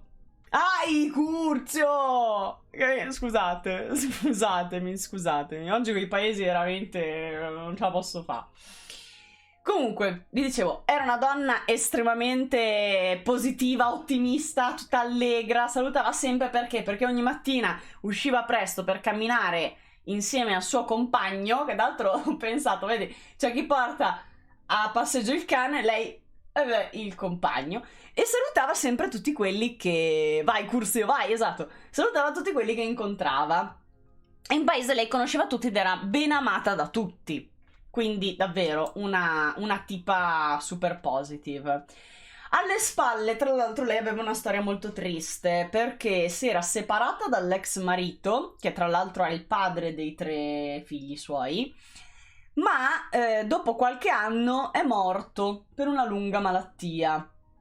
Tra l'altro, quando il figlio in questione, si chiama Davide, spoiler, aveva 8 anni. Quindi anche questo magari lo annoveriamo nella lista dei traumi. Cioè, prima i genitori si separano, poi il padre ha questa lunga malattia, che sappiamo le malattie comunque fanno soffrire ovviamente anche le persone che ti sono accanto, soprattutto se poi sai che c'è poco scampo. E insomma alla fine morirà quando Davide aveva 8 anni. Comunque Fabiola poi va a vivere con il nuovo compagno e in casa con lei vive il più giovane dei suoi figli, appunto Davide Garzia o Garzia, adesso io non so dove mai devo mettere l'accento tonico, ma bene. Davide ha 24 anni ed è disoccupato. Perché? Perché era uno di quelli che ha fatto fatica a trovare la sua strada, nel senso che ha fatto l'istituto tecnico, si è diplomato lì a 20 anni e non ha mai trovato la sua strada, non ha trovato un lavoro, non lo ha nemmeno troppo cercato, a dir la verità. Poi è arrivato il lockdown, è arrivato il Covid, quindi si è seduto nella comoda procrastinazione da Covid e insomma è rimasto disoccupato e viveva a casa con la madre e il suo nuovo compagno. Lui, contrariamente alla madre, invece non lo conosceva nessuno, perché è un ragazzo schivo, è uno molto introverso, non salutava mai. Lui non salutava mai, proprio l'opposto della madre. Infatti in paese dicevano, ah guarda quello lì, no? Completamente l'opposto di sua mamma, che è un po' problematico, lo vedevano un po' problematico. Ok. Tra l'altro è un ragazzo che viene descritto dagli inquirenti come uno che parla con un filo di voce, con la corporatura piuttosto esile, in realtà era davvero molto magro, e che fa discorsi incerti, balbettanti e poco lineari. Quindi, così, per farvelo un attimo inquadrare, Hikikomori. Yes, Exequatur. Yes, siamo nell'Hikikomori. No, non è ufficialmente detto Hikikomori, ma poi capirete che la categoria è quella. Insomma, verso mezzogiorno di questo maledetto 21 aprile arriva una chiamata al 112. È Davide, che tranquillissimo dice: venite, ho ammazzato mia madre. E, insomma, sai, non è che uno dà subito per scontato che sia tutto vero, no? Comunque parti e dici, vabbè, andiamo a vedere che non sia un mitomane. Anche perché l'aveva detto in una maniera talmente gelida e diretta che sembrava strano. Insomma, lo tengono al telefono, lui rimane al telefono con l'operatore per tutto il tempo finché i carabinieri poi non arrivano a casa sua. Quindi lui mette giù, i carabinieri lo trovano in piedi, immobile, sull'uscio di casa, che li guarda così, come se nulla fosse. E loro lo guardano, lui gli dice: guarda, il corpo è lì. Davide fa questo, il corpo è lì. Loro si sporgono un attimo e vedono subito che c'è il corpo della madre senza vita sul pavimento tra la cucina e il corridoio in un lago di sangue. Adori come dico ragazzo. È in me la romignolità. Cucculi, capirai. Davide quindi a questo punto viene arrestato e interrogato. Una volta interrogato lui racconta tutta la dinamica dell'omicidio. Ora qui devo fare un alert violenza. Attenzione, quello che sto per descrivere, la scena che sto per descrivere è piena di violenza e crudeltà. Quindi, a vostro rischio e pericolo, quando ho finito di descrivere le scene farò questo gesto in modo tale che potete rimettere l'audio, ok? Bene. Io parto, mutate se siete sensibili. Lui dice che prima ha dato un pugno in faccia a sua mamma, in pieno volto, facendola sbattere contro un armadio. Poi, una volta a terra, ha cominciato a prenderla a calci e pestoni, cioè vuol dire sia i calci che i pestoni così, e anche a pugni, tutti sulla faccia. Poi ha preso la sua testa e ha cominciato a farla sbattere contro il pavimento così, più e più volte, finché non le ha fracassato il cranio. Quello che dice è che una volta iniziato col primo pugno non riusciva più a smettersi, non riusciva più a smettere, non riusciva più a fermarsi, e quando lei è morta non era comunque soddisfatto, a parte che è andato in overkilling, ragazzi. Sì, è andato in overkilling, l'ha continuata a colpire, a darle dei pugni, dei calci quando era già morta, e quando si è accorto che non c'era più niente da fare, che ormai era morta, e sapete che anche l'assassino più arrabbiato quando ha un cadavere dopo gli passa voglia di picchiarlo. Quindi, però, il viene voglia di deturparlo, quindi si è messo lì a fare vilipendio di cadavere. Sentite che cosa ha fatto. Quando la madre era morta per terra, in tutto sto sangue, ha pensato bene di tagliarle tutti i capelli, che poi, ora, scusatemi, io, lo sapete, ho questo vizio di entrare nel dettaglio, gli ha spaccato il cranio, facendola sbattere con la testa contro il pavimento, quindi era rotto, pieno di sangue, e era riuscito anche a tagliargli i capelli. Cioè lui ci aveva con la testa, c'era la testa che non la sopportava, questa cosa della testa. Poi le ha rovesciato sul viso della candeggina, dopodiché le ha scritto insulti sul corpo con una penna. Tipo puttana, stronza, eccetera. Che robe. Testuali parole sue. Vi leggo cosa dice a verbale.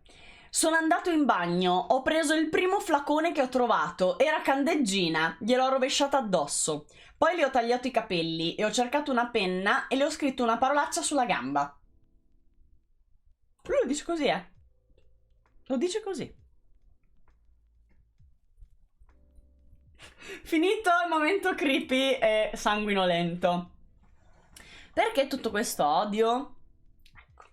Sì, no, ragazzi, è terrificante quello che ha fatto. Perché solitamente siamo abituati a vedere, poi è brutto dire siamo abituati, però, vediamo figli che uccidono i genitori nelle maniere più, diciamo, efficaci possibili. Solitamente sono omicidi premeditati, vedete Pietro Maso, ma anche quello del nord Italia che ha ucciso entrambi i genitori, o anche Benno, non lo fanno in maniera estremamente sanguinosa, anzi solitamente dà fastidio, cioè cercano di farlo nel modo più efficace, veloce e pulito possibile. Questo è andato oltre, è andato in overkilling, la odiava, cioè c'era proprio dell'odio estremo lì dentro. Qual è il movente di tutto questo? Allora, facciamo un attimo di analisi del background. Grazie Elisa, a te. Tra i due in casa c'erano diversi litigi, molto spesso bisticciavano, ma erano sempre per futili motivi, nel senso che Fabiola chiedeva al figlio di aiutarla nei lavori di casa, nei lavori domestici, ma lui non voleva saperne e la mandava puntualmente a cacare. Le rispondeva male, le rispondeva con aggressività e lei ovviamente per tutta risposta lo sgridava dicendo: come ti permetti, non mi puoi trattare così, sono tua madre, devi avere rispetto. E lui invece la mandava a cacare. Questi erano i litigi, cioè roba che non lo so, c'hai a 15 anni, 14 anni e c'era ancora questa dinamica in casa tra loro due, diciamo. Lui è estremamente immaturo comunque, questo è da dire, estremamente immaturo. Davide tra l'altro racconta agli inquirenti di sentirsi particolarmente trascurato e era infastidito dalla positività, ottimismo e sorriso ed allegria della madre, con la quale c'erano continue liti, ma una volta finita la lite la madre tornava felice come prima. Cioè la madre dava il giusto peso ai futili motivi delle liti. Lui invece tragedia, tragico estremo, ok? Nel momento preciso in cui lui l'ha uccisa, l'agente scatenante, cioè l'elemento che ha innescato il trigger nella mente di Davide, è che Fabiola stava canticchiando allegramente e lui, che era in un momento di sconforto, preso dall'oscurità della depressione, non poteva sopportare di sentirla canticchiare allegramente, dimostrando così un palese menefreghismo rispetto al suo dolore di lui. Quindi lui è stato preso da una rabbia incontrollata e ha aggredito la madre dandole il pugno e poi tutto quello che è seguito dopo. Come ha osato ignorarlo? Esattamente. Lui dice che, cioè lui era così depresso, stava così male, lei canticchiava, quindi lui è un incompreso, trascurato, nessuno gli frega un cazzo di lui. Alla fine, cioè infatti sentite cosa dice da verbale: ero depresso, nervoso, ci pensavo da tempo, poi vedendo l'allegria di mia madre tranquilla che canticchiava mi è partito il raptus. Ci pensavo da tempo, mi è partito il raptus. Allora, noi lo sappiamo che i raptus non esistono, cioè nel senso che sì, ci può essere un evento scatenante che ti fa partire un qualcosa che c'era già dentro. Non è che tu sei una persona normale, va tutto bene nella tua vita, poi tac, raptus, ammassi, sbudelli, cose, poi torni a essere una persona normale. Non funziona così, cioè non è che arriva il demone del raptus e tu diventi un assassino. Allora, lui già non stava bene, esatto, Albe, si sentiva estremamente trascurato. Sua madre solare, allegra, che si fa la sua vita, e anche se lui sta di merda, e vabbè, però c'è anche da dire una cosa, comunque lo manteneva lei. E lui aveva il diritto di stare male. Non in tutte le famiglie tutti hanno il diritto di stare male, attenzione. La maggior parte delle famiglie ti direbbe: ah sì? Sei depresso? Stai male? Per questo non riesci ad andare a lavorare? Ma vattene a fanculo e vai a dormire sotto il ponte.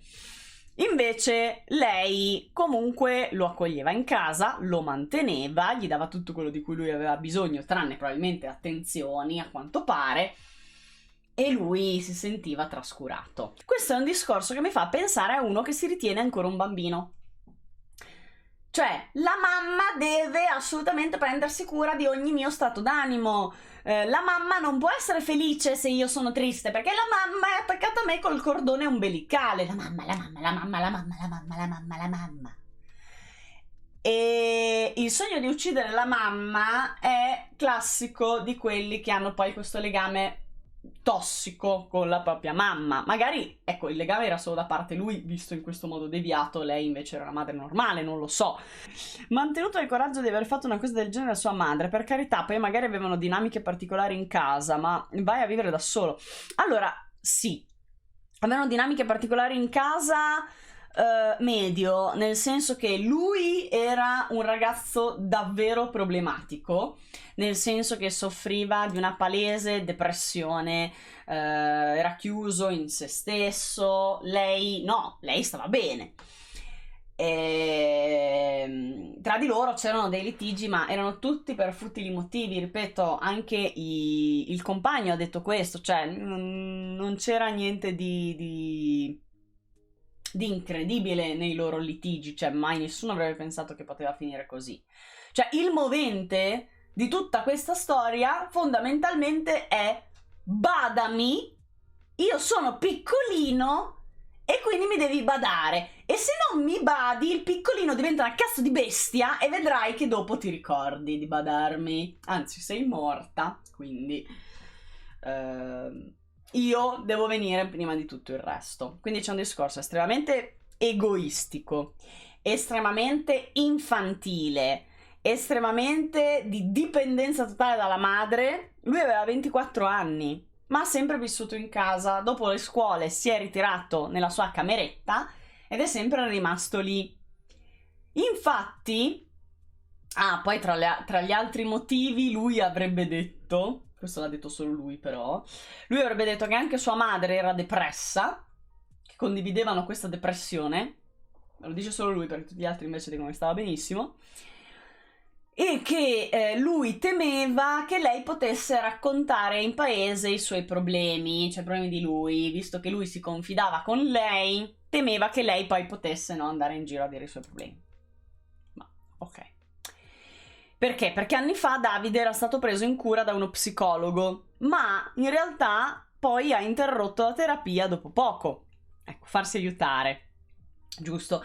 Io l'unico pensiero che ho avuto rispetto a tutto questo è stato: sì, forse lo ha trascurato, ma più che trascurato non ha pensato a mandarlo in terapia. E invece ce l'ha anche pensato a mandarlo in terapia sto ragazzo. Glielo aveva mandato in terapia. Il problema è che poi lui, dopo poche sedute, non è voluto più andarci. Se questo ragazzo vive al limite dell'ikikomori, direi che c'è un'evidente infantilità mai superata. Assolutamente sì, adesso capirai. Incapace di gestire la sua vita, totalmente scollegato dalla realtà oggettiva delle cose. Sì, un genitore che ha sempre, o bene o male, ignorato il problema, o non ha mai veramente cercato un aiuto effettivo. Lui chiuso in questa bolla, una realtà alternativa pensata per sfuggire al mondo reale. Troppo difficile, troppo duro, troppo. Sì. Assolutamente malessere stato sottovalutato, cioè anche solo il dire ok sì dai vai in terapia, no ma tanto non conta un cazzo, dopo 3 sedute torno a casa, poi vabbè dai va bene così, ecco questo è magari un sottovalutare un problema che poi si è rivelato essere particolarmente grave. A chi siete degli hikikomori vi voglio bene, non c'è problema, anzi mi dispiace tanto per voi e rivolgetevi magari a Marco Crepaldi o qualcuno che si occupa proprio di questa problematica che può darvi una mano.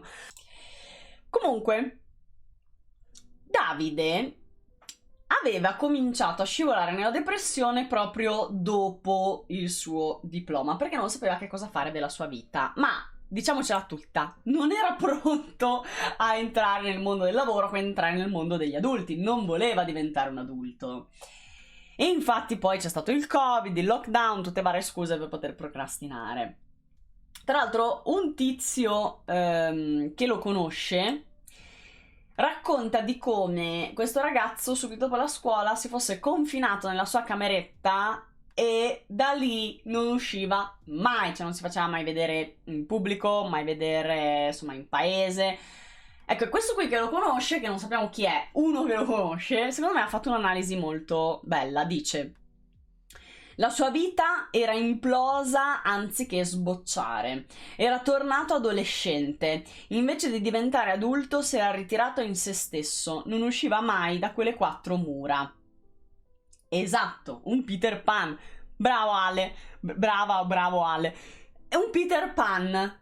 Cioè un rifiuto totale di essere indipendente, di prendersi le proprie responsabilità. E guarda un po', tornano questi figli assassini che guarda caso sono proprio quelli che non vogliono prendersi le responsabilità. Si chiude in se stesso e pensa di poter fare il bimbo per sempre. Poi però quando mamma è felice per qualcos'altro, per la sua vita privata, per i cazzi suoi in cui tu non c'entri, diventi matto, vuoi badarella continua, vuoi che ti consideri sempre e in continuazione. E ok, c'è anche da dire un'altra cosa: la dipendenza totale di questo ragazzo nei confronti di sua mamma era dovuta anche al fatto che lui non aveva nessun legame sociale. Ma sapete, nessuno, cioè neanche per sbaglio, non aveva nessun amico, mai avuto una fidanzata e non aveva nemmeno i social. Io l'ho cercato sui social, non esiste. Lui non ha i social perché era sociale. Esatto, Argentano. Quindi non era neanche da dire l'Hikikomori, no? Che gioca ai videogiochi. Probabilmente lui giocava ai videogiochi che piacciono a me, cioè di quelli dove non ci sono altre persone in mezzo al cazzo, quelli offline, single player, dove nessuno mi deve rompere le balle. Probabilmente cosa faceva tutto il giorno? Non lo so, stava davanti al computer, immagino, ma senza interagire con altre persone. Può dipendere da un trauma non risolto, questa necessità di non crescere. Un trauma è sempre limitativo, può essere un insieme di esperienze, un contesto che ti ha portato a questo. Può essere anche un contesto, per esempio, molto viziante, Cioè, cosa si fa in 24 ore? In una stanza per anni, si troverebbe a suo agio in cella. Sì, però il problema è che in cella ci sono le altre persone, non sei da solo in una stanza con il computer. Quindi questo qui aveva davvero tanti problemi. Aveva tanti problemi e purtroppo non c'è abbastanza consapevolezza rispetto alla pericolosità di una depressione così profonda. Cioè, è un po' come dire: dai, vabbè, è una fase, gli passerà. Vabbè, dai, è depresso. Io intanto gli lascio la libertà di essere depresso e di non andare a lavorare. Ecco, ovviamente mai colpevolizzare le vittime, qui non stiamo colpevolizzando nessuno, stiamo analizzando la situazione. È chiaro che da parte della madre, ma anche ah no, il padre non c'è più, quindi niente. È chiaro che da parte della madre c'è stata sicuramente una sottovalutazione rispetto al fenomeno. Cioè, se tuo figlio dopo le scuole superiori non cerca lavoro, non lo trova, non gliene frega niente, sta male, si rinchiude in camera, non ha amici, non ha stimoli, non ti devi preoccupare perché poi magari questo ti uccide. Ti devi preoccupare perché la situazione è pericolosa in primis per lui, poi per chi gli sta intorno, ovviamente. Ma sembra sempre un capriccio, oppure lui che è pigro, oppure... cioè sembra sempre che il problema sia sottovalutabile. Tanto dai, va tutto bene, no? Il pane in tavola c'è, a fine passerà, dai, passerà. Questi sono i ragionamenti che poi portano a una slatentizzazione, per l'appunto, di pensieri come: ci pensavo da un po' a uccidere mia madre. Quello che volevo dirvi comunque è che noto che molto spesso i figli che uccidono i genitori sono poi quelli, i fratelli non lo possono vedere adesso ovviamente, sono poi quelli che non si vogliono prendere responsabilità nella vita. E io mi chiedo, ma cioè, questo uccidere il genitore è una sorta di rito di passaggio bestiale e ancestrale per prenderti una responsabilità che poi ti annienta la possibilità di non prendertene altre? Cioè, scusate, non sono stata chiara. Cioè, se tu uccidi la tua fonte di non responsabilità, ovvero io posso non assumermi responsabilità perché c'è mia madre che pensa a tutto, che mi mantiene lei, che mi gestisce lei, anche perché se no dentro quattro mura tutto il giorno non ci puoi stare. E che c'è qualcuno che fa le cose al posto tuo o per te. Benissimo, dato per assodato questo, se tu uccidi la fonte che ti permette di non prenderti delle responsabilità, poi dopo dovrai prendertele tutte, anche nel momento in cui la fai franca, per assurdo. Ecco perché quasi tutti, se non tutti tranne rare eccezioni, i matricidi, parricidi giovani poi si costituiscono tutti quanti alla fine. Si costituiscono proprio perché non sanno prendersi nemmeno quella responsabilità lì, non la sanno portare avanti, non la sanno portare fino alla fine, non sanno gestire le cose, quindi si aspettano sempre che sia qualcun altro a farlo, in questo caso le forze dell'ordine. Perché lui era così catatonico? Perché lui non sa cosa fare, gestitemi voi, gestitemi, fatemi cose, io ho fatto questo, però adesso ci pensate voi. Uccidere i propri genitori comporti uccidere una parte di se stesso. Questo sicuramente. Questo caso mi rappresenta particolarmente, quindi sa che è meglio che io torni il mio angolino zitta ad ascoltare. No, Aki, ma puoi tranquillamente parlare, siamo aperti a tutto. Io ho un cugino così, purtroppo mia zia lo lascia perdere. Ha provato a farlo andare dallo psicologo ma si è rifiutato, ha 22 anni, vive in casa con lei, mio zio e i miei nonni e non alza un dito. Fortunatamente non è aggressivo, ogni tanto aiuta, magari con i lavori pesanti che mia zia non riesce a fare. Però la sua situazione mi preoccupa abbastanza. Guarda che sono tantissimi i cosiddetti hikikomori, in Italia ce ne sono davvero tanti. Ripeto, non sono persone pericolose in generale, cioè nel senso che questo è un caso più unico che raro, solitamente fanno male solo a loro stessi. Però sì, Pietro Maso avevano altri, sì, è vero, avevano molta vita social, però in generale erano persone che non volevano prendersi responsabilità. Alla fine c'è comunque chi si prende responsabilità per lui, andando in galera è lo Stato a farlo al posto della madre, vedi? Infatti, cioè arrestatemi voi, sì, poi c'è l'avvocato, gestiscimi te, e poi vai in cella, ditemi voi cosa devo fare, è sempre un farsi gestire comunque, no? Cioè il passato e le sue sofferenze, prendere il dolore e ucciderlo fisicamente. Allora, io penso che nello sclero ci fosse proprio un guardami, guarda quanto è grave. Cioè, io sto gridando aiuto silenziosamente da anni, nessuno si è mai veramente preoccupato, cioè tu mamma non ti sei mai veramente preoccupata abbastanza per come stavo io, mi sono lamentato davanti a te una vita, mi sono trascinato dimostrandoti il mio dolore per una vita, me lo immagino così, e tu, pur sapendo come sto, ti permetti di canticchiare allegramente felice dei cazzi tuoi. Adesso tu mi guardi. Secondo me il pensiero un po' era questo sul momento. Chiaramente non c'era tutto il adesso uccido lei che non mi dà responsabilità, poi arrivano quelli sono tutti ragionamenti che rimangono nell'inconscio. Allora, torniamo ai nostri casi. Comunque lui, quando gli hanno detto ma non hai fatto niente dalla fine del liceo, gli inquirenti, no? Gli hanno chiesto ma non hai fatto niente dalla fine del liceo fino a oggi? E lui fa no, io studio filosofia da autodidatta. Ok, benissimo. E i suoi fratelli, che sono più grandi perché lui è figlio minore, ovviamente sono incazzati neri con lui ma sono entrambi filosofia su Wikipedia, sì, esatto. Sono entrambi realizzati, quindi hanno un lavoro, hanno una compagna, sono fuori casa da tempo e insomma, lui aveva un sacco di paranoie anche nei confronti dei fratelli. Per cui parapapam, ecco che abbiamo tutto il quadro completo. Dello Zarathustra si crede Nietzsche. Possibilissimo, dato il soggetto. Possibilissimo. Allora, scusami, Ruma adesso torna indietro alla nudità.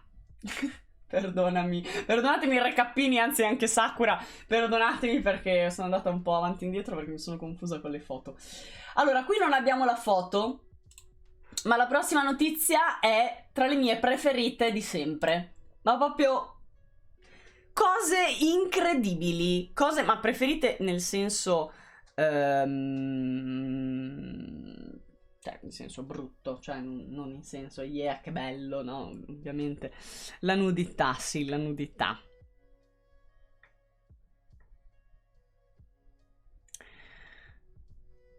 In senso macabro? No, questo non è macabro. Questo non è macabro. In senso disagiante, ecco. Non è morto nessuno. Esatto, non è morto nessuno, quindi già. Allora, tu la conoscevi, Albe, sta cosa? Perché è tutto incredibile e poi ho deciso di raccontarvela con il plot twist alla fine. Quindi, se qualcuno sa la verità... Come le... Ciao, sono Lucia, mi chiamo una sirena. Ciao, sono Lucia, mi chiamo una sirena, ok. Scusate, sono entrata un attimo in un loop di follia. Comunque, se qualcuno sa la verità, non la scriva, non faccia spoiler. Non spoilerate, esatto. Allora, siamo a Pisa, nella notte di Pasqua. Avete capito che cosa vi stavo dicendo prima? È la notte di Pasqua, quindi sabato 16 aprile, intorno alle 2 di notte. Roberto Tuzzolino, il vigilante che si occupa della sicurezza dell'area della Darsena pisana, vede in lontananza una Opel grigia, ferma isolata in mezzo a un piazzale. Cioè, solitamente lì non c'è nessuno. Ora, io non conosco la Darsena pisana, non so... Darsena, ecco. Grazie Albe, io gli accenti tonici veramente. Darsena, perfetto, Darsena. Non conosco quella zona lì, ma si dice che insomma sia una zona poco frequentata, molto infrattata, che o la conosci o difficilmente riesci a raggiungerla. Comunque il fatto che ci fosse una Opel grigia lì ferma nel piazzale al centro, così, ha fatto un attimo insospettire il nostro Roberto Tuzzolino, guardia giurata. Quindi si avvicina e va a controllare che cosa c'è in questa macchina. Dentro trova una donna di 40 anni e sua figlia di 8 anni completamente nude e spaventatissime. E non hanno nient'altro con loro. Solo i loro corpi e la macchina. Fine. Non hanno valigie, non hanno vestiti, non hanno oggetti, non hanno cellulari, niente. A questo punto la madre lo guarda e gli fa: dove sono? Perché non ho i vestiti? Può chiamare aiuto? Ah! Cioè, immaginati questo che vede questa scena e si trova la madre in amnesia totale io già quando ho visto che iniziava così ho detto no vabbè, niente. Che cosa può essere successo a queste donne? Che ovviamente, questa donna e la bambina ovviamente sono state portate in ospedale.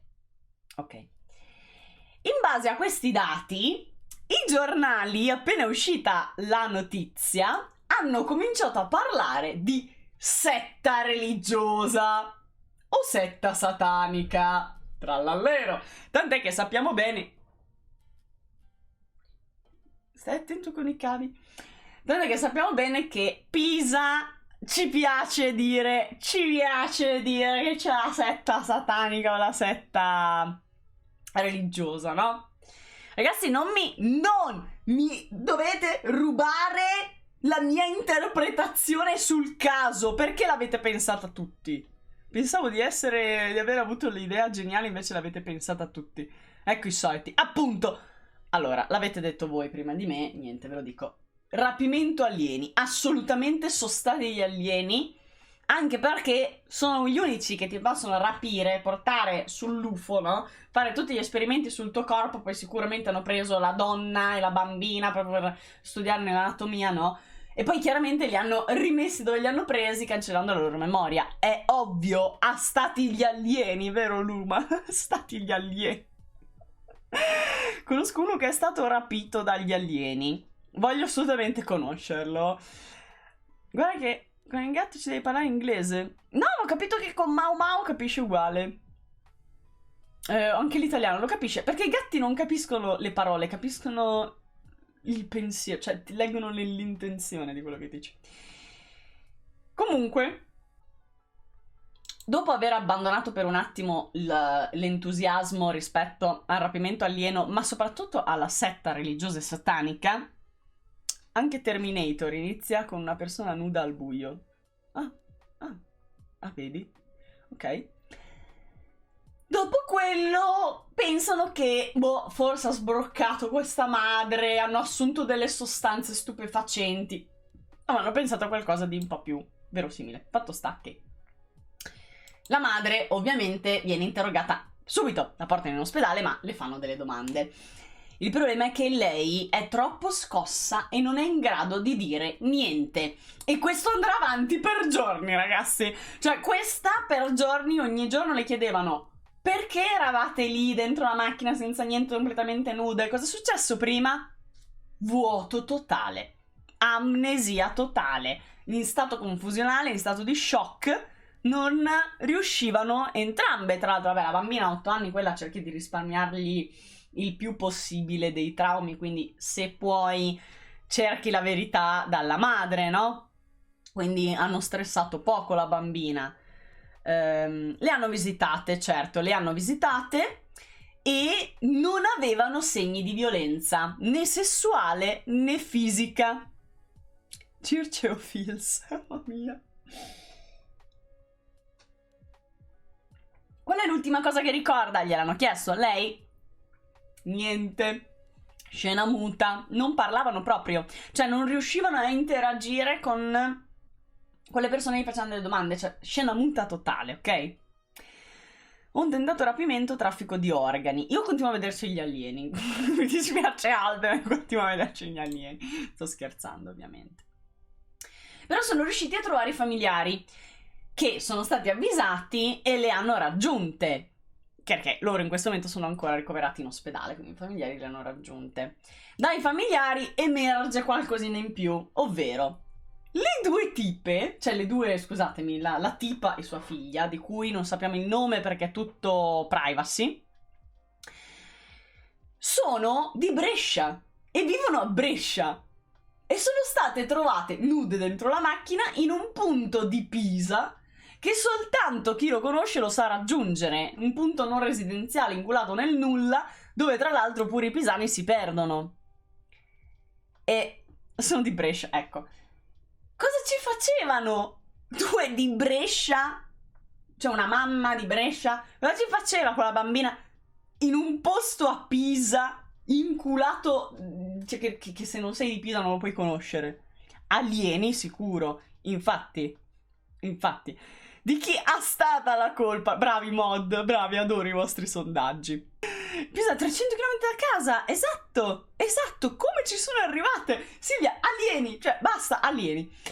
Infatti non si capisce come fossero lì, però l'unica cosa che può avere vagamente senso è che effettivamente quel punto era poco distante dall'uscita della 12.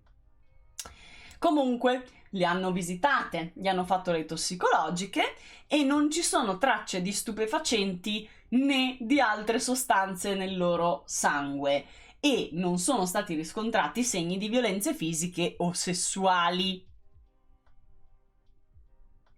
Assurdo! Che poi, tra l'altro, cioè, ti rapiscono gli alieni, forse qualche violenza sessuale la trovi, non lo so. Cioè, negli Harmony che ho letto io, gli alieni ci davano. Quando ti rapivano, Scusate. Comunque, allora non restava che andare a guardare le immagini delle telecamere di sicurezza che ci sono lì nel parcheggio e inquadrano proprio il punto in cui era la macchina. Gli Harmony, sì, Celestia, sì, assolutamente gli Harmony.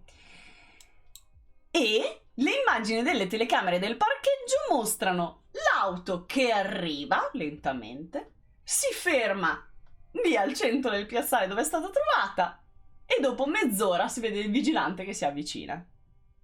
Nient'altro. Niente. Io non ho mai letto Harmony con gli alieni. Guarda, non hai idea di quanti ce ne siano. Generalmente è possibile che stia fingendo di essersi dimenticata tutto? Capirete? Dopo solo mezz'ora, sì, solo dopo mezz'ora il vigilante si è avvicinato. Dall'auto non esce nessuno, non ci sono movimenti strani all'interno, niente. Adesso io vi leggo l'intervista che hanno fatto al vigilante e come lui ha raccontato i fatti. Dice: quando ho visto quell'auto grigia ferma davanti ai cancelli mi sono fermato. Sono sceso per avvicinarmi e prima ancora che arrivassi all'auto una donna è scesa. Era completamente nuda, si copriva con una specie di pareo nero. Dopo aver scambiato 2 parole è risalita in macchina e non è più scesa. Alle mie domande su cosa fosse successo non era in grado di rispondere e non si rendeva conto né di dove fosse né del perché si trovava in quel posto. Ho inoltre notato che all'interno della vettura c'era anche un'altra persona che si muoveva sui sedili posteriori, ma non mi sono avvicinato in attesa delle forze dell'ordine. Con i poliziotti ho potuto vedere che la persona in questione era una bambina, anche lei nuda. A quel punto la polizia ha chiamato l'ambulanza per accertare le condizioni di salute di entrambe le donne. Ok, quindi totalmente confusione. Fossero scappate da qualcuno o qualcosa? Top intro di un film horror fantascientifico, assolutamente vero. Tratto da una storia vera. Albe. È venuto fuori che in realtà la sorella, scusate ho il fiatone perché ho fatto le corse per riuscire ad arrivare in tempo, la sorella della donna ritrovata nuda in macchina aveva in realtà denunciato la scomparsa delle due, parlando di un difficile momento psicologico per la madre. Allora, come vi dicevo, la sorella, quindi la zia di questa bambina, aveva denunciato la scomparsa delle due. I familiari ovviamente sono stati ascoltati, ma dai loro resoconti non è emerso più di tanto, tranne il fatto che erano scomparse da un giorno da Brescia, che avevano denunciato ovviamente tutto alle autorità. Alla fine della fiera, la madre finalmente ha deciso di parlare e dirà piano piano, sì, oggi parliamo anche di Maddie McCain, e pian pianino ha cominciato a raccontare. Allora, inizialmente lei aveva un progetto. Questo progetto era quello di andare a Livorno per imbarcarsi per la Sardegna, che era la sua terra d'origine, insieme alla figlia. Cioè, lei voleva buttarsi tutto alle spalle e andare a vivere in Sardegna, a ricostruirsi una vita da zero là. Ovviamente però senza avvisare nessuno, no? Perché non lo dici a tua sorella e ai tuoi genitori, così magari non ti denunciano di scomparsa. Beh, non lo dici a nessuno e parti così. Bene, con la bambina. Lei aveva così concluso un brutto periodo della sua vita e quindi voleva rinnovarsi. E Francesca Berry, grazie, si è drogata. No, perché non aveva niente, non aveva sostanza nel corpo dalle tossicologiche, quindi no, non si era drogata. Ha questo brutto periodo alle spalle da superare. Quindi ha preso su baracca e bambina e sono andati per imbarcarsi a Livorno. Sono andate per imbarcarsi a Livorno. Però questa mamma a un certo punto ha confuso i porti tra Pisa e Livorno e quindi si è ritrovato sulla Darsena. Si era persa. Ora, questo è quello che farei io. Cioè, è la fine che farei io. Fino a qui ci siamo. Si è persa. Si ritrova sulla Darsena. Non sa che fare perché non sa più dove andare, confusi i porti, non sa più quale porto sia. Google Maps, lasciamo perdere tecnologie del demonio. E quindi, giustamente, come ogni persona che si perde e non sa cosa fare, ha deciso di farsi un bagno con la bambina per purificarsi.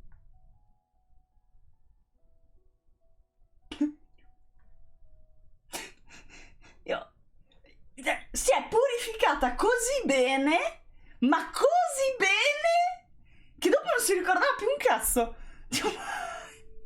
Nel porto di Pisa. Sì, anche un bel TSO purifica bene. Me l'hanno detto, Albe, me l'hanno detto.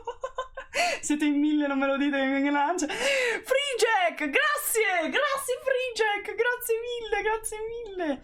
Nude, tutte nude, e via. Il problema è, ci sono ancora molte domande aperte, tipo, ma dove sono le loro cose? Cioè, non hanno documenti, portafoglio, cellulare, valigie, partivano per la Sardegna così, senza niente? Meno le mutande, sì, no, io mi immagino questa che ha detto, ok, basta, abbiamo sbagliato strada, dobbiamo assolutamente cambiare vita, ricominciare da zero, quindi adesso facciamo il bagno purificatore e gettiamo in acqua tutto quello che abbiamo. Ma ad aprile di notte in un porto fai il bagno con una bambina? Non ha senso? Sì, assolutamente no, non ha senso. Allora, è evidente che questa donna avesse la Pong, è vero, la Ponga, pure la Pong. Questa donna aveva sicuramente dei problemi mentali, adesso su questo non ci piove più di tanto. Ecco, però vedere le idee, no, che vengono così. Poi tutti traumatizzati, cioè tutte traumatizzate erano, quindi chissà cosa è successo durante questo bagno. Mi viene da pensare che magari, non lo so, perché sono gli inquirenti che dicono vabbè, ovviamente ancora non ci è chiara la situazione, ci sono degli elementi che mancano, magari può essere intervenuto un terzo sulla scena che gli ha rubato i vestiti o gli ha rubato tutto e l'ha aggredita in qualche modo, non lo vogliono dire per momenti, per motivi boh. Allora, ma passiamo alla prossima notizia che so che aspettate con grande travaglio, con grande accoramento. Oggi non mi vengono le parole.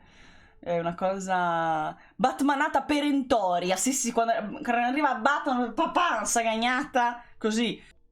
Ora, la vostra trepidazione è finita? Oppure inizia, non lo so. Comunque vi racconto le novità sul caso Maddie McCann. Per chi non conoscesse il caso... Come finisce lì la storia? Sì, Phoenix, finisce lì la storia. Cioè, ok, avete fatto il bagno, tutta colpa vostra, avete fatto tutto da sole, ok.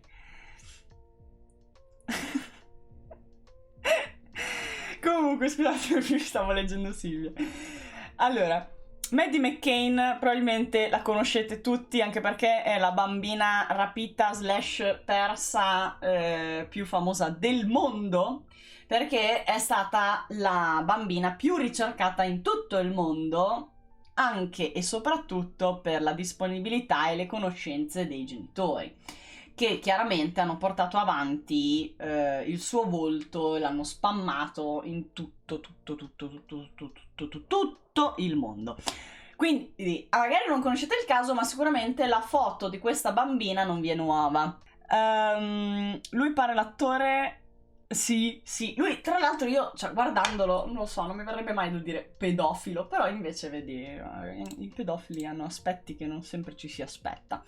Comunque, quello che volevo dirvi, esiste il video su YouTube dedicato a Maddie McCann in cui faccio una ricostruzione di tutto quello che le è successo, con tutte le varie piste di indagini, con tutti i sospettati, con anche tutto il travaglio dei genitori che hanno dovuto vedersi per un anno arguidi, cioè nel senso ufficialmente iscritti nel registro indagati. Li hanno rivoltati come dei calzini, alla fine era impossibile che fossero stati i genitori, anche se in molti continuano a pensare, esatto Albert, continuano a pensare che possano effettivamente essere stati loro, ma io lo escluderei.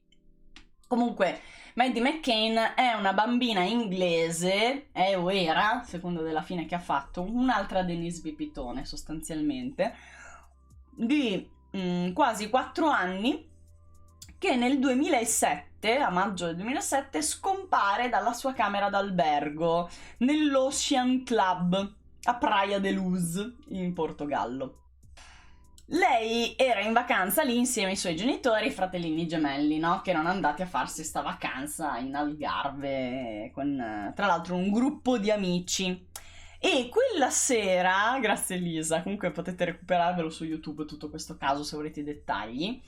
Comunque, quella sera, come anche altre sere, i genitori si erano allontanati in realtà di pochissimo dalla stanza d'albergo e cenavano sotto un tendone, diciamo, dove c'era il ristorante, e i bambini li avevano lasciati a dormire nella camera dell'albergo.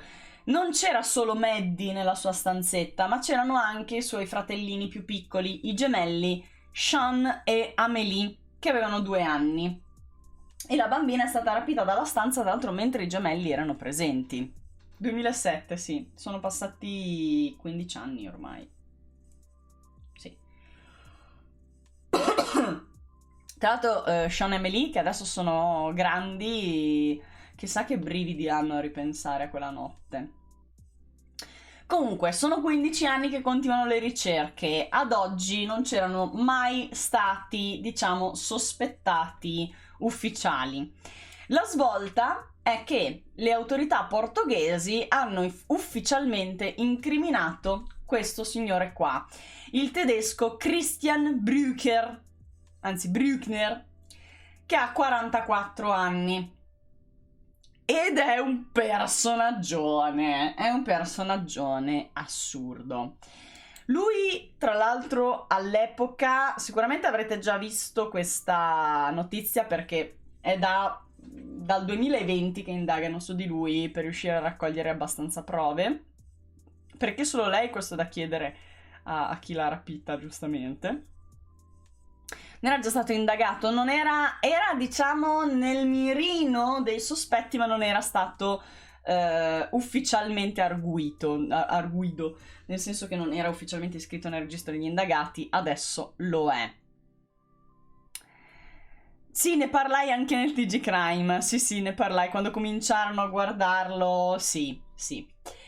Comunque lui ha diversi elementi, hanno diverse prove a sostegno della sua incriminazione, perché lui lavorava saltuariamente all'hotel Ocean Club, appunto dove è sparita la bambina, e tra l'altro lui è in carcere in questo momento a Oldenburg, in Germania, perché proprio in quell'albergo ha stuprato una signora di 72 anni americana che era lì in vacanza.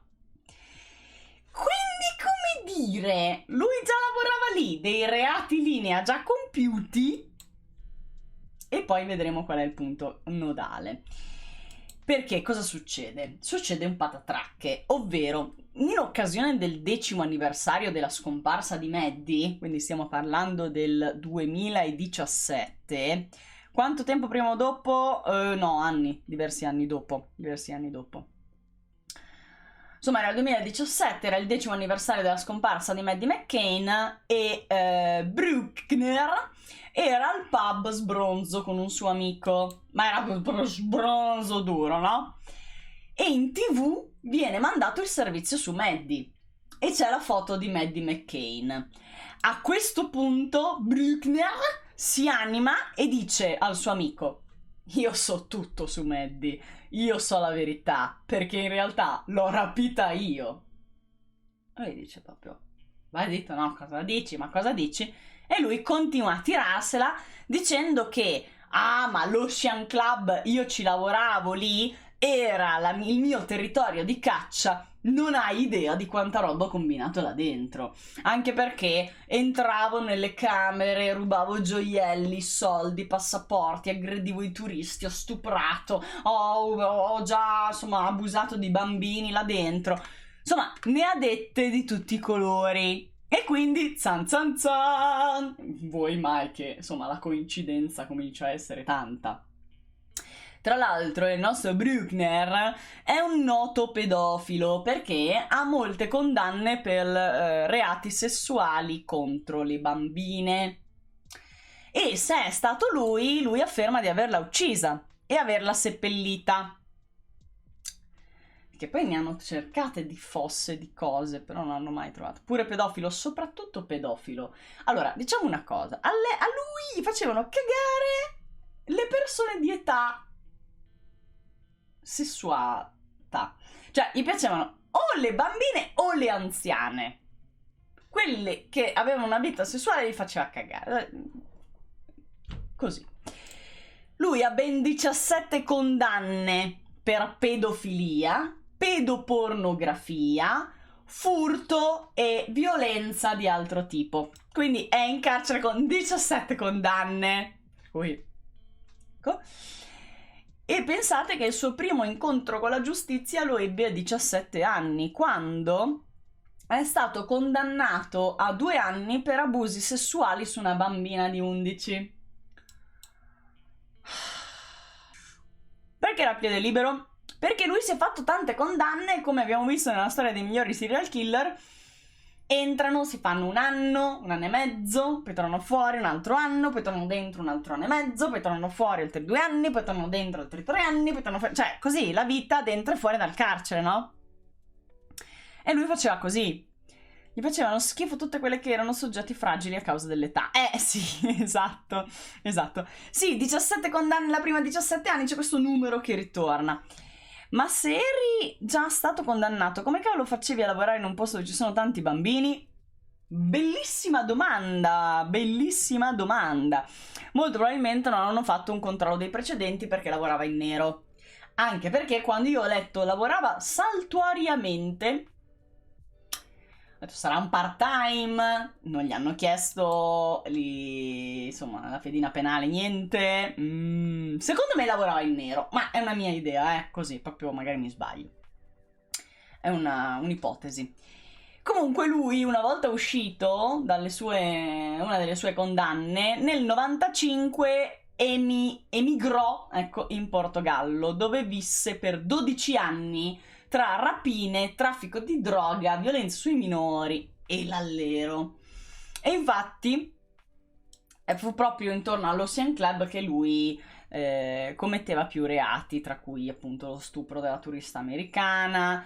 Ecco, adesso ve lo so dire quando, scusatemi, non erano diversi anni dopo, ma ha stuprato la turista americana di 72 anni nello stesso resort dove è scomparsa Maddie 18 mesi dopo. Cioè 18 mesi dopo la scomparsa di Maddie lui ha compiuto lo stupro sempre nello stesso albergo. Quindi insomma a distanza veramente breve, e lui nel periodo in cui è scomparsa Maddie lavorava lì. Comunque è dal 2020 che gli inquirenti tedeschi stanno esaminando le prove del suo coinvolgimento, e tra queste abbiamo anche i tabulati telefonici che lo piazzano proprio nella zona dell'albergo la sera del rapimento della piccola. Quindi dai, le prove cominciano a diventare tante. Tra l'altro gli inquirenti tedeschi sono convinti che ci siano anche altre persone che sanno del crimine e che soprattutto sanno dove il corpo della bambina è stato sepolto, poiché avendo cercato davvero così tanto in lungo e in largo questo corpo, questa sepoltura, sicuramente qualcuno lo ha aiutato a nasconderla, magari in un proprio territorio privato, in un giardino, non lo so, qualcosa del genere. Dio mio.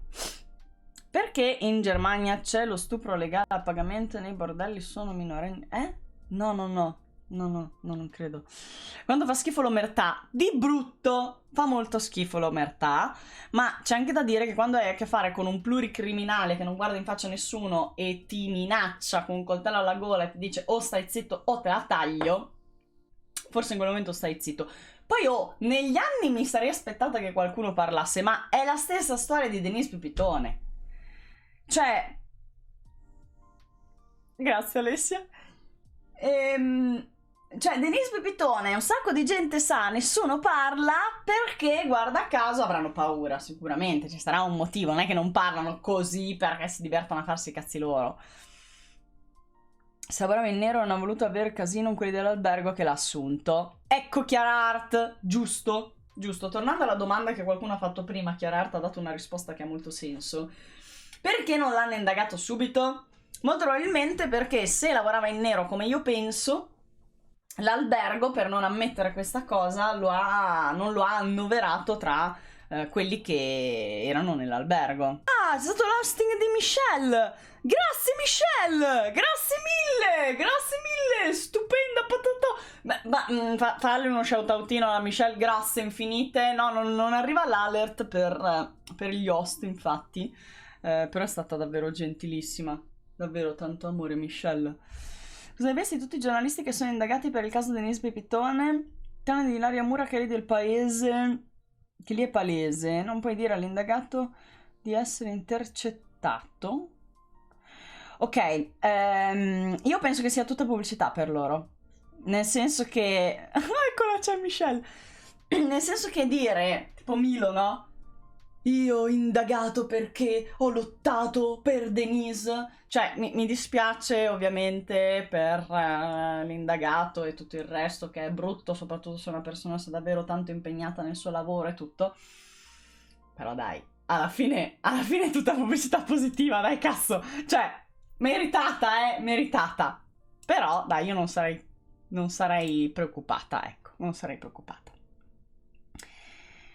È vero Doris, tra l'altro la nostra Maddie, ormai è la nostra perché è di tutto il mondo ormai questi occhietti, aveva o ha un segno molto particolare che se vedete bene, adesso io vi ingrandisco, aveva una linea nell'occhio destro marrone, cioè lei ha gli occhi azzurri ma ha questa linea marrone che adesso non mi viene in mente il termine esatto di come si chiama sta cosa, però era molto caratteristica, per cui tutte le bambine che venivano avvistate che somigliavano a Maddie, e potete capire che ce ne sono miliardi di bambine che somigliano a Maddie, miliardi no, però magari migliaia sì, questa linea di colore, eterocromia, esatto, ok, sì, un neo nell'iride praticamente. Questa eterocromia rendeva insomma inconfondibile qualunque avvistamento. Era bellina, sì, era proprio bellina. Ma sono bellini anche i suoi genitori, capito? Cioè, era una bella famiglia, era davvero una bella famiglia. Solo che loro sono stati sicuramente, e su questo non ci piove, molto molto distratti. Cioè, anche il fatto che loro hanno detto: ah sì, ma noi eravamo a cena, ma ogni quarto d'ora uno si alzava per andare a controllare i bambini. Adesso guardatevi il mio video, capirete che anche questa cosa non era molto verosimile, anche perché se si fossero alzati ognuno ogni quarto d'ora per andare a guardare i bambini di tutti, voleva dire che appena uno tornava l'altro si alzava, e appena l'altro tornava un altro si alzava, cioè, anche perché ci mettevi proprio un quarto d'ora a fare solo il giro, no? Quindi, insomma, lì ci sono delle cose. Ma le bugie che hanno detto i genitori e gli amici che erano con loro, secondo me, erano non per coprire il misfatto, ma per stemperare il fatto che fossero stati dei genitori davvero poco attenti, ecco. Ma non far cercare qualcuno per non dire che lavora in nero anche l'albergo è una grossa responsabilità, potevano cercarlo e interrogarlo subito. Sì, io ti dico che quando è successa sta cosa qui, l'atteggiamento dell'albergo è stato molto negativo, nel senso che si sono... Quando succedono ste cose in un'attività, in un'azienda, pensate anche se fosse la vostra, vi rovina completamente... cioè vi fa una cattivissima pubblicità, infatti poi dopo l'albergo è anche andato in malora. Te ne vuoi distaccare il più possibile, cioè nel senso, cavoli, io sono solo il luogo in cui è successo, ma io non ho nessuna responsabilità rispetto a quello che è successo. E invece poi se salta fuori che era il lavoratore in nero, forse la responsabilità ce l'hai, ma per il fatto che non hai detto che c'era questo lavoratore. Sì, hanno chiuso, hanno venduto per una miseria, proprio per quello che è successo a Maddie McCain. Diventerai famosa come Paolo Villaggio? Sì, di più. L'illusione di essere un'isola felice e protetta. Sì, ma poi c'è anche da dire che in quel resort c'era anche scusatemi, l'asilo notturno con tutte le babysitter, le maestre, e loro hanno comunque lasciato i bambini in camera, cioè...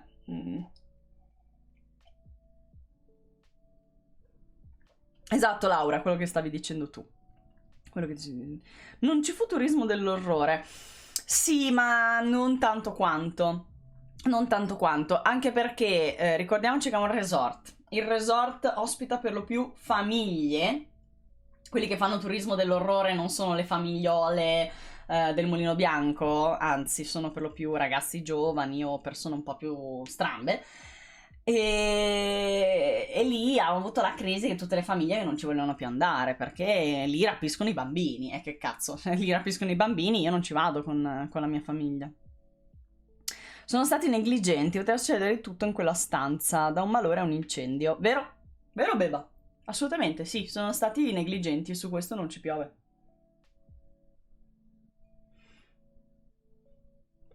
Il loro modo di agire, Cheese, è che quando succedono queste cose e tu avevi la responsabilità di controllare, ti senti con le spalle al muro, ti senti di poter essere accusabile di qualunque cosa, e quindi il tuo primo pensiero non è neanche aiutiamo a ritrovare la bambina, ma è facciamo in modo che sappiano che io non ho fatto niente di male. Io non ho fatto niente, io non c'entro niente. È questo. E il salvare se stessi. Poi come va, ma l'importante è che non guardiate me, perché anche se non ho fatto niente assolutamente, non c'entro assolutamente niente, ma lo sappiamo come vanno queste cose, poi io dovevo andare a vedere, e cioè secondo me era dettato da questo sentimento l'atteggiamento degli amici. Sono voluti tutti discolpare. Esatto. Un duplice omicidio, anche gli stessi gestori sono state vittime di un delitto o sbaglio? Ma lì dentro, per esempio, era stata anche stuprata quella signora. Cioè, probabilmente sono successi altri crimini lì dentro, però quello di Maddie è quello che è diventato internazionale. Cioè, da dire che una volta si faceva maggiormente, soprattutto in vacanze in un villaggio, ti senti sicuro di uscire un attimo a cena, tanti bambini dormono tutto il tempo tranquilli. Beh, sì, ma nel momento in cui c'è anche il servizio babysitting notturno, cioè, usalo! No. Vabbè, tra l'altro, d'altra parte c'è anche da dire che erano, cioè loro dicono sempre, eravamo in un punto per cui vedavamo sporgendoci la porta d'ingresso della stanza, cioè della casupola lì che avevano nel resort. Erano davvero vicinissimi. Quindi, come dire, anche quello che l'ha rapita è stato, come dire, parecchio abile. Infatti, Argentano, cioè a quel punto c'è il servizio, usalo. Il mio brava, la nera, bravissima. Cioè, io non avrei lasciato manco il cane chiuso in stanza da solo così, perché può davvero succedere qualunque cosa. Ricordo bene, i genitori avevano anche lasciato la finestra della stanza aperta. L'hanno trovata aperta. Ma loro penso che l'avessero chiusa. Adesso non mi ricordo i dettagli, comunque è tutto nel video. Allora ragazzi, questa era la storia di Maddie McCain e le novità. Ora ovviamente seguiremo il tutto. Se è stato lui, finalmente avremo una risposta. Ma ahimè, i genitori avranno anche la risposta che la bambina non c'è più. E ovviamente bisognerà andare a cercare il corpo. Ci sono anche delle radioline. È vero Alfred, ci sono le radioline per i bambini. Però c'è anche da dire una cosa. La radiolina, se qualcuno ti rapisce e tu continui a dormire, non piangi, non ti accorgi di niente, non registra niente. Poi chiaro, se si mette a piangere così, sì. Ma se lei è stata portata via... Tra l'altro lei non ha emesso un suono, per cui mi viene anche da pensare che magari lui ha usato qualche sostanza per farla addormentare, per farle perdere i sensi, il famoso fazzoletto, no? Il TG Crime è la rubrica che mi piace di più. Davvero, Gabri? Ma che bello, grazie mille. Sì, la bimba dormiva già, sicuramente, però può essere anche una bambina di quasi 4 anni, se viene sollevata, magari apre un attimo gli occhi, vede che quella persona che vede non è suo padre né sua madre e comincia a gridare. Non lo so, cioè, o dormiva veramente della grossa, ma vuol dire rumore di finestra aperta? Sì. Ah, nella radiolina, ok. Cioè, voglio dire, tu puoi...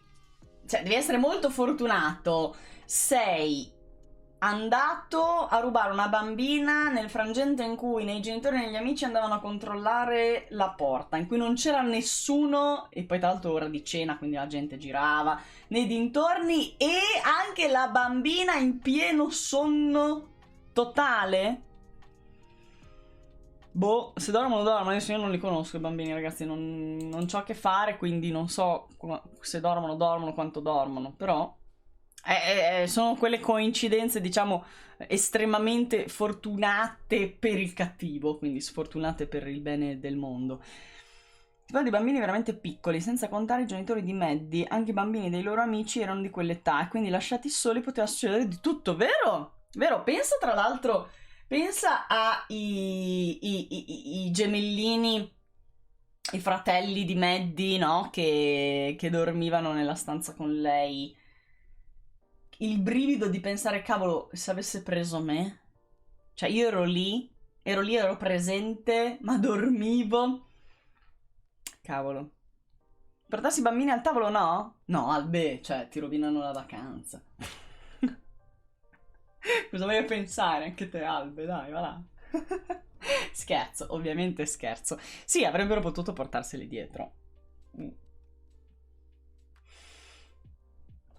Comunque, ragazzi, io passerei al prossimo caso, che tristemente vede come protagonista un uomo che si chiama Anselmo Campa, che però è la vittima. Allora, è questo signore qua che vediamo con la sua famiglia, ovviamente loro per privacy sono state censurate. Cosa succede ad Anselmo Campa? Qualcosa di estremamente violento e terrificante, ma capiremo. Esatto. Comunque, è la sera del 20 aprile e siamo a Grumello del Monte, in provincia di Bergamo. Oh, al nord Italia, regà, sta succedendo di ogni. Lui, appunto, si chiama Anselmo Campa, è un imprenditore di 56 anni che gestiva l'azienda TTG, Trattamenti Termici e Galvanici, di Cologne, era situato a Cologne. E lo gestiva insieme alla sorella Donatella e al marito di questa, che appunto si chiamava Giacomo Zappella. Allora, perché la gestiscono loro? Perché l'azienda era del padre, l'aveva fondata il padre, è passata in eredità ai figli, quindi a lui e la sorella l'ha data in gestione anche al marito, quindi la gestivano in 3. Anselmo era un signore veramente molto simpatico e lui era molto legato al circolo Arci della sua città. Siete delle brutte persone. Ok, Ruma. Al circolo Arci. Pensate che era così legato a questo circolo, tutti i suoi amici erano lì. Tra l'altro, che bello deve essere avere un posto dove ogni volta che tu vai lì sai che trovi degli amici. Cioè, è tipo l'albero azzurro, posto felice, posto di amici. Che bello, veramente, che bello. Anselmo è un gran bel nome. Comunque lui teneva così tanto questo circolo che aveva sborsato 2 anni fa ben 10.000 euro per rifare il campo da bocce con la superficie nuova di gomma, capito? Perché lui era uno che gli piaceva giocare a bocce e circolarci. Cioè, nel senso, è il nonno che tutti vorremmo. Comunque è stato visto per l'ultima volta proprio al circolo dai suoi amici alle 18:30 di martedì. Lui dice: raga, vado a fare a casa una doccia, poi ci vediamo stasera, dice ai suoi amici. L'idea, il progetto, era quello di vedere insieme la partita di calcio Milan-Inter, anche se lui tifava per la Juve, che non giocava, però dice Milan-Inter, comunque me lo guardo lo stesso, no? Solo che martedì sera Anselmo Campa non si presenta al circolo Arci Gli amici ci rimangono un po' male, però dicono, ciò, vabbè, avrà avuto un contrattempo, avrà cambiato idea, vabbè, lo vedremo poi domani. E infatti l'indomani, mercoledì mattina, lo aspettavano per riverniciare le sponde di legno del campo da bocce. Ma lo vedete la semplicità della vita? Io quando ho questi dettagli mi commuovo tantissimo, perché vediamo gli impegni di quest'uomo che mi fanno una tenerezza. Esatto, c'è la genuinità, devo vedere la partita, vado a fare la doccia, poi vengo a vedere la partita, e poi faccio la donazione per il campo di bocce, e poi dobbiamo verniciare le sponde del campo di bocce. Che bello, quelle attività sane con gli amici. Esatto, ma poi anche il vedere che delle persone di una certa età comunque continuano ad avere questo bel rapporto con gli amici, passare del tempo con gli amici e non sempre solo chiusi con la famiglia o con il partner. Bello, mi piace molto, mi dà speranza. Però anche la mattina di mercoledì Anselmo non arriva. E non lo vedono nemmeno il pomeriggio, quando avevano altri impegni. A questo punto iniziano a preoccuparsi i suoi amici e lo chiamano più volte, ma il telefono squillava a vuoto. A questo punto, immaginate proprio la compagnia dei vecchietti, no? A questo punto vanno a casa sua e vedono che c'è la sua macchina parcheggiata fuori, quindi lui deve essere in casa per forza. Cominciano a suonare il campanello, niente, lui non dà segni di vita. A questo punto la moglie di uno dei suoi amici faceva le pulizie a casa di Anselmo, quindi aveva le chiavi di casa di Anselmo. A questo punto è andata a recuperarle, insomma le ha portate e sono entrati con le chiavi di lei. Salgono in 4 nell'appartamento di via Nembrini e appena aprono la porta trovano uno spettacolo che non avrebbero mai voluto vedere. Lui era cadavere in un lago di sangue ormai secco, con il cranio completamente sfondato. Quindi gli amici hanno avuto uno di quei traumi che difficilmente riusciranno a riprendersi. Infatti hanno intervistato uno che ha detto: io mi sono girato subito per non guardare, ma quel fotogramma mi rimarrà nella mente per sempre. La moglie e la figlia, adesso ci arriviamo. Non erano... Allora, la figlia era a Sharm el Sheikh a lavorare e con la moglie erano separati, quindi non si sentivano tutti i giorni, diciamo, ecco. Vedete come nella vita di quest'uomo erano molto più presenti gli amici della sua famiglia? Che roba. Tu conosci la figlia? Molto interessante, Shad. Anzi, per favore scrivimi in privato su Instagram dicendomi ciao, sono... perché ti devo chiedere delle cose, visti gli aggiornamenti. Comunque, lui viene trovato, appunto, steso sul pavimento, col cranio fracassato, ma completamente fracassato, e probabilmente questa è una ferita provocata da molti più colpi, sempre nello stesso punto, fatti insomma con un oggetto contundente. Si pensava inizialmente a un martello, arma che non si trovava, poi ci sono stati gli aggiornamenti oggi. Inizialmente, insomma, lo sfondamento del cranio era talmente profondo che non riuscivano a capire nemmeno quanti colpi fossero stati inflitti e con che cosa. Tra l'altro l'appartamento era totalmente a soqquadro, c'erano tutti questi cassetti divelti ovunque e inizialmente, ovviamente, gli investigatori si convincono che sia stato un furto finito male. E però non mancava niente da casa del signore, anzi, cioè era tutto solo a soqquadro, ma non mancava nulla. Allora cominciano a valutare i primi indizi.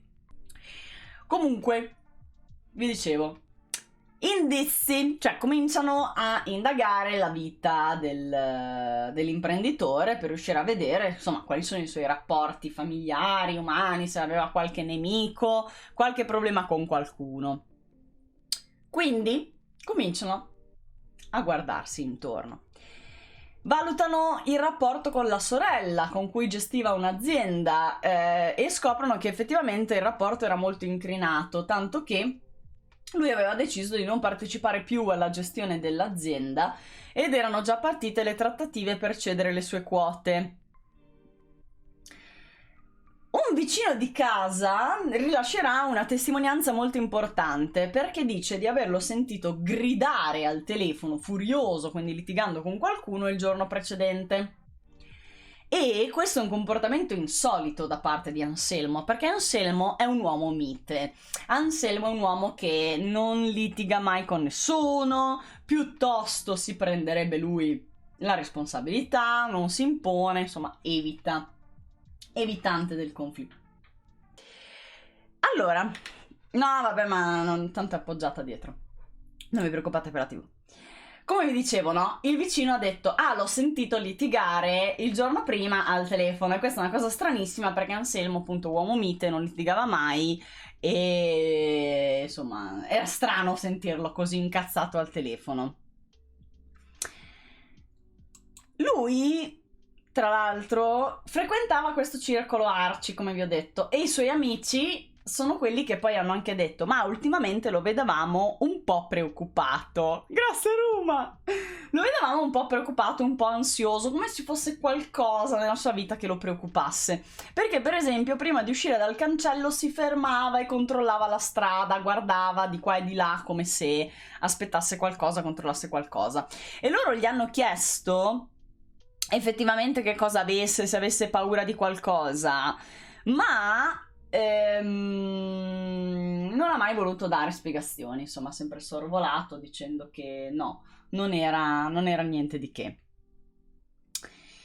Ora, i conoscenti di Anselmo hanno segnalato tutti i suoi recenti screzi, quindi i problemi che aveva con le altre persone, e in particolare sono due le persone con cui lui aveva problemi.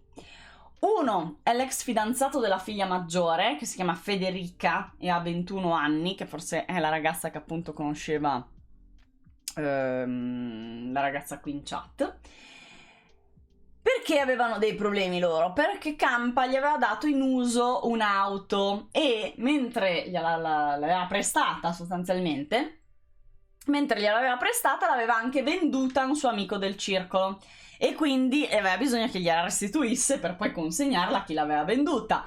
Ma questo ex di Federica non ha mai voluto ridargli la macchina, quindi stavano litigando per questo problema.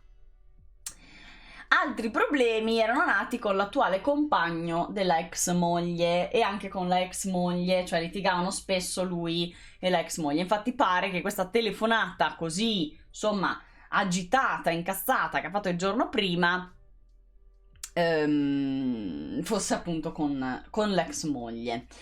Vi ricordo che questo è il motivo per cui moglie e figlia non hanno detto niente, perché la moglie era separata, c'avevano anche i litigi, quindi non è che lo cercasse tutti i giorni. La figlia da 3 mesi lavorava a Sharm el Sheikh come animatrice turistica ed è infatti rientrata non appena ha saputo della notizia, ma non sentiva il padre regolarmente ogni giorno, ok?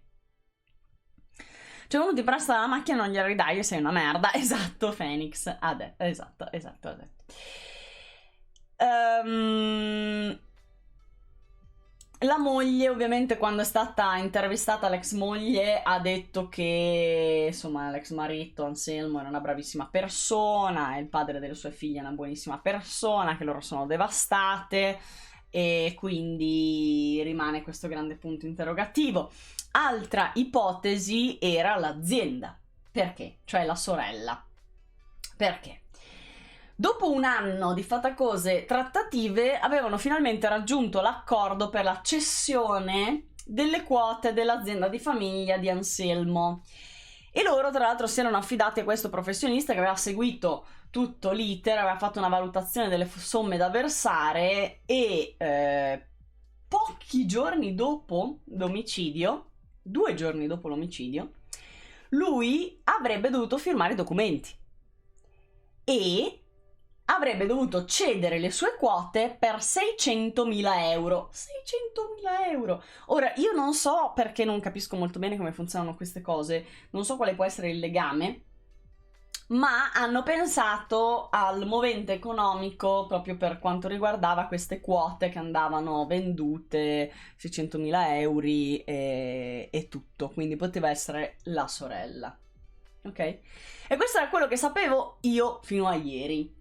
Poi oggi, spatatrà, plot twistone incredibile. Oggi è stato arrestato, dopo confessione, il colpevole. E il colpevole è l'ex fidanzato della figlia, Federica. Già. Lui si chiama Luca El Maccawi, è di famiglia di origini marocchine, ha 22 anni e durante l'interrogatorio non è che ha confessato, ma si è contraddetto sui suoi spostamenti, insomma gli hanno distrutto l'alibi, sostanzialmente. E quando gli hanno detto che avrebbero perquisito casa sua e il suo luogo di lavoro, è crollato. E alla fine ha confessato tutto prima che andassero a perquisirgli tutto, no? Si è messo nell'angolo comunque, non lo vedete perché è lì. A questo punto lui ha accompagnato gli inquirenti nel bosco. Già, lo so che siete rimasti di merda. Siete rimasti di merda. Ha accompagnato gli inquirenti nel bosco, un bosco di Castelli Calepio, sulle sponde del fiume Oglio, dove aveva nascosto l'arma del delitto, che effettivamente è proprio un martello, quindi ci avevano preso. E aveva messo lì anche i vestiti insanguinati che aveva usato quella sera. Poi gli hanno perquisito il luogo di lavoro e sul luogo di lavoro trovano anche il mazzo di chiavi di casa della vittima e il suo portafogli. Alla fine il movente qual è? Che non voleva ridargli la macchina. Cioè, pensate che stronzo. Questo qui, cioè il padre Anselmo aveva dato prestato in uso comune questa macchina alla figlia e al suo fidanzato dell'epoca.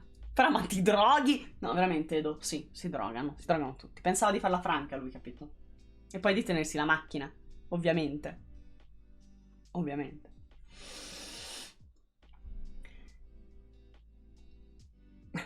Cioè, lui gli aveva dato questa macchina da utilizzare in comune alla figlia e al fidanzato dell'epoca, quindi lui. Loro si sono mollati da un pezzo e comunque lui si è tenuto la macchina. Anselmo poi ha deciso questa macchina di venderla a uno degli amici del circolo e quando gli ha chiesto di ridargliela non gliel'ha ridata. Si vede che continuava a insistere perché gliela ridesse, ridammela. Niente. Comunque ragazzi, io da questa storia ho imparato diverse cose. E gliele ha prese. Probabilmente, non lo so, femminista, come gliele abbia prese queste chiavi, le avrà rubate, non lo so. Sì, per una macchina. Comunque, da questa storia io ho capito molte cose. A parte che la gente è folle, completamente pazza e dà priorità a delle cose che non capirò mai, però ok. Ho capito che prima di intavolare una antipatia manifesta, comunque un rapporto di negatività con qualcuno, bisogna stare molto attenti che questo qualcuno poi non finisca ucciso da ignoti. Perché se finisci ucciso da ignoti e non scoprono chi è questo ignoto, voi finite malissimo. Quindi pace e amore, ragazzi, pace e amore sempre. Fate l'amore, non fate la guerra. Volete se bene tutti. Se non amate qualcuno, ignoratelo. Perché veramente cioè, la sorella, io credo che se la sia vista malissimo. Malissimo. Così come l'ex moglie e il nuovo compagno dell'ex moglie. Scusate, ogni tanto lo guardo. Ma se è lui che non ignora te, denuncialo. Denuncialo. E tu un gatto coccolone che mi svolta la vita. Sì, infatti. C'è gente che non sta bene. Un tizio a Cannes è entrato in una... a Cannes. È andato in una chiesa, ha coltellato un prete e una suora gridando che Macron doveva essere ucciso. Madonna, io fossi Macron avrei i brividi. Ma poi i brividi. Queste cose, madonna. Beh. E questa è la storia del povero Anselmo. Ora, se quella ragazza che mi ha scritto che conosceva appunto Federica, la figlia, mi scrive, magari riesco ad avere qualche informazione in più, qualche cosa dall'interno. Povero Anselmone, infatti, poverino. Tra l'altro veramente il nonno, il papà, insomma, che tutti vorremmo perché c'aveva la vita, non lo so, la vita da... Vedete quando dico tutte le volte, non ci sono più i nonni di una volta perché vanno a ammassare, hanno le amanti a 84 anni, così. E cioè... Ah, a proposito di ciò, Claudio Sterpin, sapete di chi parlo, vero? Caso Liliana Resinovic, Claudio Sterpin, l'amico speciale nonché amante, lo chiamano amico speciale, va bene, è stato visto mano nella mano con un'altra signora. Quindi sto Claudio Sterpin è proprio un Latin lover, cioè, capito? Voglio dire, ha 84 anni! C'ha più vita sessuale di me e di tutti voi messi insieme. C'è una cosa incredibile. Incredibile. Sì, raga. Sì. Allora, raga. Siete pronti a volare in Russia per una storia che io ho titolato così? Vendetta vera, ma sono finito in galera? Perché succedono cose incredibili. Lo sapete che non tratto di true crime, TG crime, se sono notizie true crime all'estero, a meno che non siano incredibili. Ah, ma non è un Darwin, no! No, non è un Darwin. In realtà no, è una storia che fa discutere molto, quindi mi aspetto grandi discussioni qua in chat. Però questa è davvero una storia incredibile, quindi ve la porto anche se è estera. Avete visto articoli che parlano di questi due soggettoni qua? Del caso vi ragguaglio. Siamo in Russia, in particolare a Togliattigrad. Tra l'altro ho detto Togliattigrad? Hanno dedicato una città a Togliatti, va bene. Ok, però questa è forse la mia magna ignoranza. Comunque... il nostro protagonista si chiama Vyacheslav Matrosov ed è un operaio in fabbrica. È questo ragazzo che vedete qui. È un operaio in fabbrica ed è un ragazzo di 34 anni, padre di una bambina di 8 anni. Ha famiglia ha 2 figlie in realtà, una di 8, l'altra non lo so. E il suo migliore amico, nonché collega operaio, il 32enne Oleg Sviridov, che è quello che vedete qui. Hanno dedicato una città a Togliatti per ragioni storiche ed industriali. Ah! Grazie, ok, non capisco, cioè nel senso non ho cultura, non ho abbastanza cultura per capire come, ma forse lo scoprirò. Un video Nova Lectio. Ma sai che Nova Lectio me lo sto gustando? Lo sto gustando molto Roma, non so se lo conosci, ma mi piacerebbe collaborarci perché mi piace come lavora. Ho guardato il video sui peni piccoli dei greci, cioè sono fuori di testa. Comunque, al di là, ok Roma, allora dopo ci scriviamo. Una notte, una sera, questi due avevano bevuto insieme dopo una giornata di lavoro e sono andati a bere nel bosco. Tu dici, saranno andati a bere in un locale, al pub, nel bosco. Sono russi, vanno a bere nel bosco.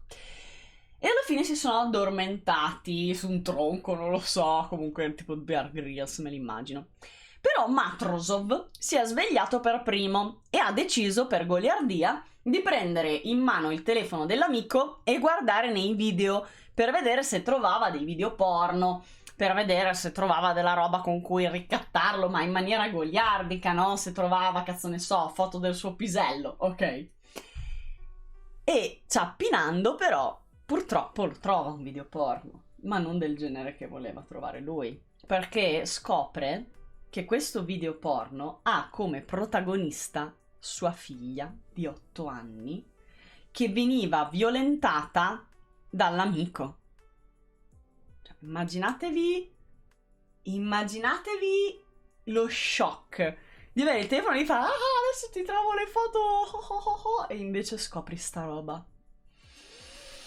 Madonna. Tra l'altro nel video c'è la bambina che dice, cioè proprio fa brutto, perché c'è la bambina che dice ti prego basta, quando finisce, ti prego quando la smetti, non voglio farlo, basta. Proprio brutto. Tra l'altro su questo cellulare la polizia in seguito scoprirà che c'erano salvati video di abusi su molte altre bambine del loro villaggio, quindi non è stata l'unica vittima sua figlia, ok? Questo è un elemento importante per lo svolgersi della storia.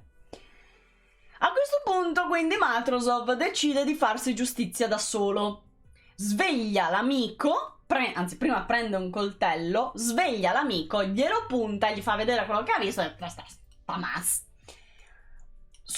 Il suo amico però comincia a correre. Oleg corre, Matrosov lo insegue e comincia proprio un vero e proprio inseguimento, fino a che alla fine non riesce ad acciuffarlo e a fermarlo. Qui, una volta preso, lo minaccia sempre con questo coltello e gli dice: mo ti scavi la fossa, perché io t'ammazzo. Adesso ti scavi la fossa, così non devo neanche fare questa fatica qui, te la scavi te. E questa è la fossa che ha fatto scavare al suo amico Oleg per poi seppellircelo dentro, ovviamente. Scusate, me la volevo far vedere perché ci ha messo del tempo, secondo me, anche per scavarla tutta. Quando ha finito di scavare, Matrosov gli ha dato il coltello e gli ha detto: bene, adesso ammazzati. Lo fai tu. Ti ammassi e poi dopo al massimo io ti metto la terra sopra, no? Qui Oleg ha detto no, non mi ammazzo, quindi comincia parte questa colluttazione tra i due, durante la quale, vi dico come l'ho interpretata io, durante la quale Matrosov l'ha coltellato e l'ha ucciso. Ma la versione ufficiale di Matrosov è nata una colluttazione durante la quale Oleg è finito accidentalmente sul mio coltello.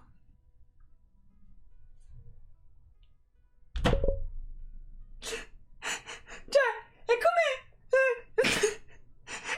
quello che dice: ma mi è caduta sul cazzo. Non ti ho tradito, amore, mi è caduta sul cazzo. Io, raga, scusate, ma cioè mi sembra veramente la scusa.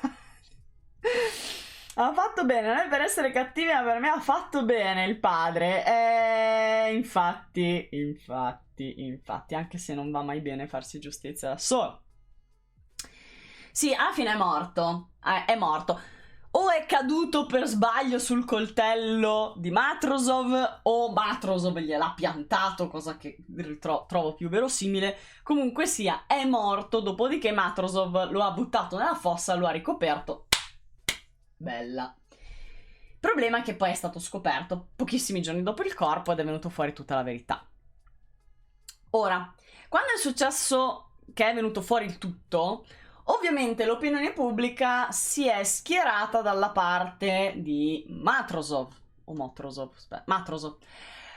Soprattutto gli abitanti del villaggio, anche perché, come vi dicevo, sul telefono di Oleg avevano trovato un sacco di video anche di altre bambine, quindi figlie di altre famiglie, che chiaramente, insomma, quando lo hanno scoperto e hanno saputo che c'è stato un giustiziere che lo ha fatto fuori, non l'ha coi pompon e gli striscioni, no? Fargli il tifo a lui. Hanno fatto così tanto il tifo che questi genitori hanno sostenuto finanziariamente Matrosov pagandogli l'avvocato e raccogliendo firme per una petizione a suo nome per chiedere la grazia presidenziale. Perché quello che vogliono chiedere gli abitanti di questo villaggio, ma anche molti russi sparsi ovviamente per tutto il paese, è chiedere la grazia a lui, a Putin, perché appunto lui non venga condannato e non debba pagare nulla. Si pronuncia Matrosov, ok, scusatemi. Scusatemi, Matrosov. Ora, lui inizialmente è stato accusato di omicidio durante, diciamo, il primo grado, no? E lì ci sono state delle proteste per tutta la Russia, perché non volevano assolutamente che lui si prendesse tutti gli anni che doveva scontare per omicidio, no? Quindi hanno fatto 50.000 rivolte, eccetera, eccetera. Io non so come funziona la giustizia in Russia, ma facciamo finta, no? Che arrivano gli ultimi gradi di giudizio. Alla fine la condanna definitiva è stata ritirata, diciamo l'accusa è stata ritirata, l'accusa di omicidio, e la condanna definitiva è istigazione al suicidio e occultamento di cadavere. Quindi lo hanno condannato a 18 mesi di carcere duro. Ora, io non so che cosa significa carcere duro in Russia. Ma considerata la mentalità dei russi, quando dicono carcere e ci aggiungono duro, secondo me sono quei 18 mesi che in Italia ne valgono 8.000 di mesi. In carcere lo rispetteranno, anche secondo me in carcere lo rispetteranno. Ora, non è detto che Putin non risponda e non dia la grazia e quindi venga tirato fuori immediatamente, Cioè, se Putin ha un secondo da dare di attenzione a questa vicenda, magari, insomma, magari darà grazia, magari fa qualcosa di buono, no? Quando si dice, qualcosa di buono hanno fatto, no? Però, sì, sta pensando ad altro, assolutamente, sta pensando ad altro, però la grazia a fine anno la può dare. Sì, però c'è da dire che intanto sono 18 mesi che si deve scontare, questo qui se ne è già scontato un anno quando c'ha la grazia, comunque le cose. Ha fatto anche cose buone. No, potrebbe fare anche cose buone se magari desse la grazia a sto cristiano. Scusate. Diciamo che lo ha suicidato, sì, sì. Allora, ultima notizia del TG Crime di oggi, ma non meno interessante. Avete sentito di quella donna che è morta per un ritocchino al seno? È questa che vedete in questa foto. Lei si chiama Samantha Migliore, ha 35 anni, è madre di 5 figli e vive a Maranello in provincia di Modena. Lei, tra l'altro, era già passata alla cronaca nera 2 anni fa per un fattaccio per cui si era salvata per veramente il rotto della cuffia. 2 anni fa era in una relazione estremamente tossica e violenta con un uomo estremamente violento e è arrivato a compiere femminicidio. Tentato, fortunatamente, femminicidio, perché lei è sopravvissuta, ma si è presa una pallottola in testa. Lui le ha sparato in testa. Non so se vi ricordate, 2 anni fa. Ecco. Era lei, era sempre lei. Quindi lei è riuscita a salvarsi. Fortunatamente questa pallottola l'hanno estratta e non l'ha uccisa. Non so se poi le avesse dato dei problemi, probabilmente qualche problemino gliel'aveva dato, però comunque era sopravvissuta e riusciva a condurre una vita normale. E che succede? Si risposa, ricostruisce la sua vita con questo nuovo uomo innamoratissimo, Antonio. Tra l'altro, se vedete le interviste lo vedete che è veramente, poverino, un patato che la amava alla follia. E da marzo si erano sposati, quindi stiamo parlando veramente di pochissimo tempo fa. Tra l'altro lunedì di questa settimana, quindi 6 giorni fa, è arrivata la sentenza definitiva per il suo ex tentatore di omicidio. Oggi Maranello sono notizie brutte, sì, tra le ossa e questo veramente. Ciao Cabui. La sentenza per la pallottola in testa sono 7 anni. 7 anni per tentato omicidio, si è preso sto qua. Cioè vuol dire che, siccome lo ha fatto 2 anni fa, 5 anni di galera. 5 anni di galera, con gli sconti e tutto, è fuori tra 4 anni? 3? Sì. Cioè, solo perché lei è sopravvissuta. Ora ditemi, scusate, perché qua mi parte l'embolo. Ora ditemi, cosa cazzo cambia se lei muore o non muore. Cioè tu l'intenzione di uccidere l'hai avuta comunque. Tu volevi ammazzarla, l'hai sparato in testa e perché lei ha avuto la fortuna di sopravvivere, allora tu ti fai solo 7 anni? Cioè meno? Ma dove sta? Dove cambia? Cioè la colpevolezza è identica, sia che lei muoia o che lei sopravviva, la colpevolezza è identica, o no? Cioè, sbaglio? Nel senso, è uno che comunque può rifarlo, no? Sei un cazzo di assassino, esatto. Sei un cazzo di assassino. Devi condannare il gesto, non il fatto che è sopravvissuta. Io la penso così. Io la penso così. Poi chiaramente non sono lo scrittore delle leggi supreme, quindi magari sono io che la penso in questo modo ed è sbagliato. Però io la rivedrei un attimo questa cosa. Anche perché, scusate, cioè, è uno...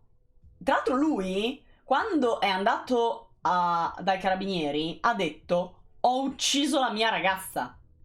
Lui era convinto di averla ammazzata. Quindi lui quello voleva. Vabbè, ci sono rimasta di merda. Ci sono rimasta veramente di merda. Ma andiamo avanti. Cosa è successo?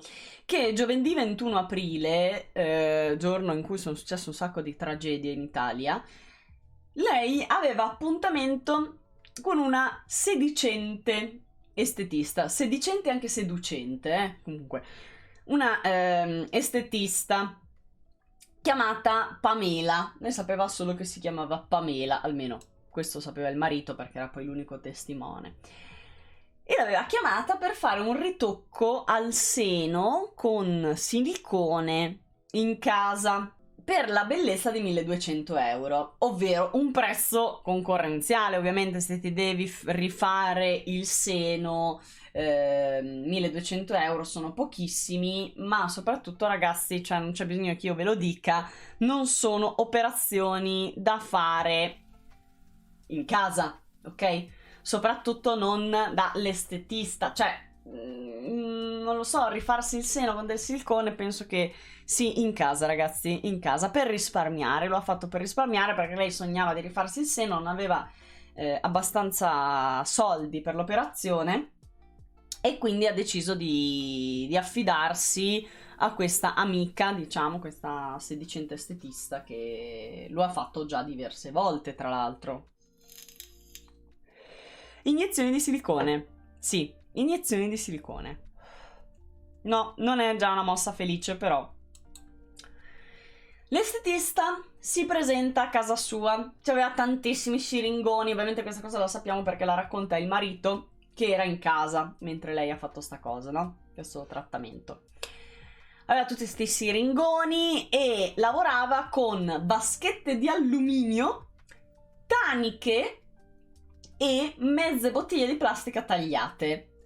Cioè, ora, scusate, però, se mi entra una che mi deve fare un intervento, praticamente, usa delle bottiglie di plastica tagliate a metà e delle vaschette d'alluminio, insomma, non è che mi fa proprio una bella impressione. Comunque, modalità kebabbaro. Esattamente, modalità kebabbaro. Perfetto, l'hai detto come andava detto, Edo. A quel punto fa accomodare Samantha in camera da letto e comincia a farle delle iniezioni al seno destro. Iniezioni di qualcosa che dovranno scoprire che cos'è. Samantha comincia a sentirsi male, chiama il marito, comincia a dire: Antonio, sto male, sto male.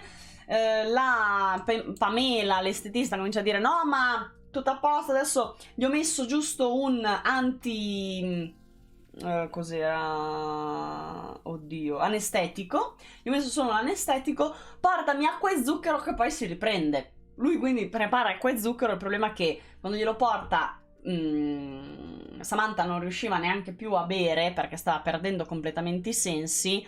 Era andata, diciamo, ormai era più di qua che di là. E a questo punto chiamano i soccorsi. Chiamano l'ambulanza e nel trambusto dell'emergenza, nel chiamare l'ambulanza, assistere questa donna, Pamela ne approfitta per raccogliere tutti i suoi scudocini, no? Le sue cosine e si dilegua, se ne va, scompare. Samantha viene portata in ospedale, ma ormai non c'era più niente da fare ed è morta tra le braccia del marito, che ovviamente stava malissimo. Malissimo.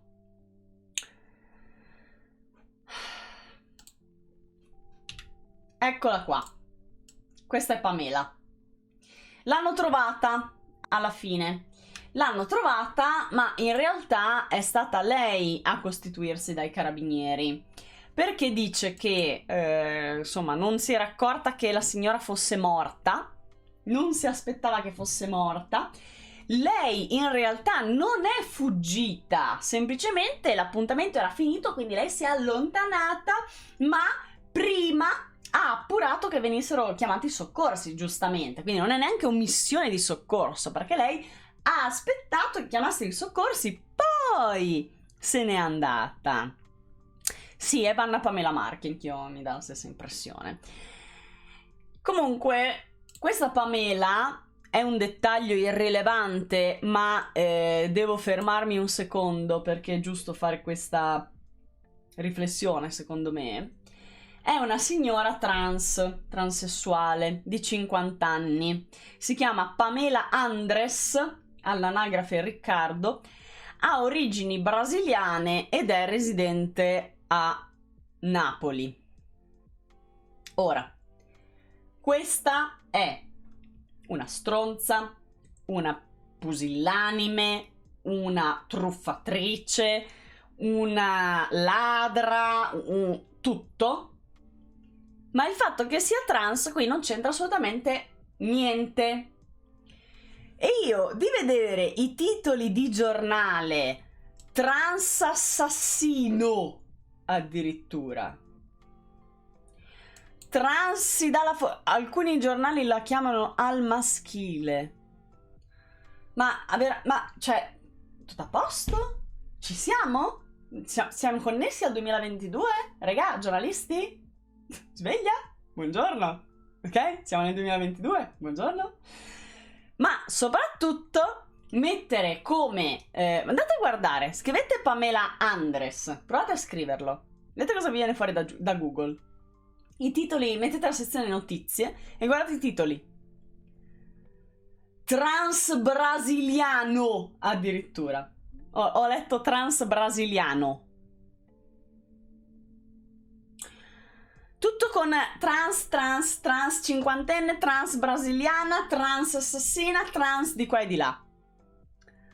Raga, io sono incazzata moltissimo con questi titoli qui, mi fa schifo lei come persona, non come trans, come Pamela Andres o come persona proveniente da Napoli o qualunque altra cosa, cioè vaffanculo, ok?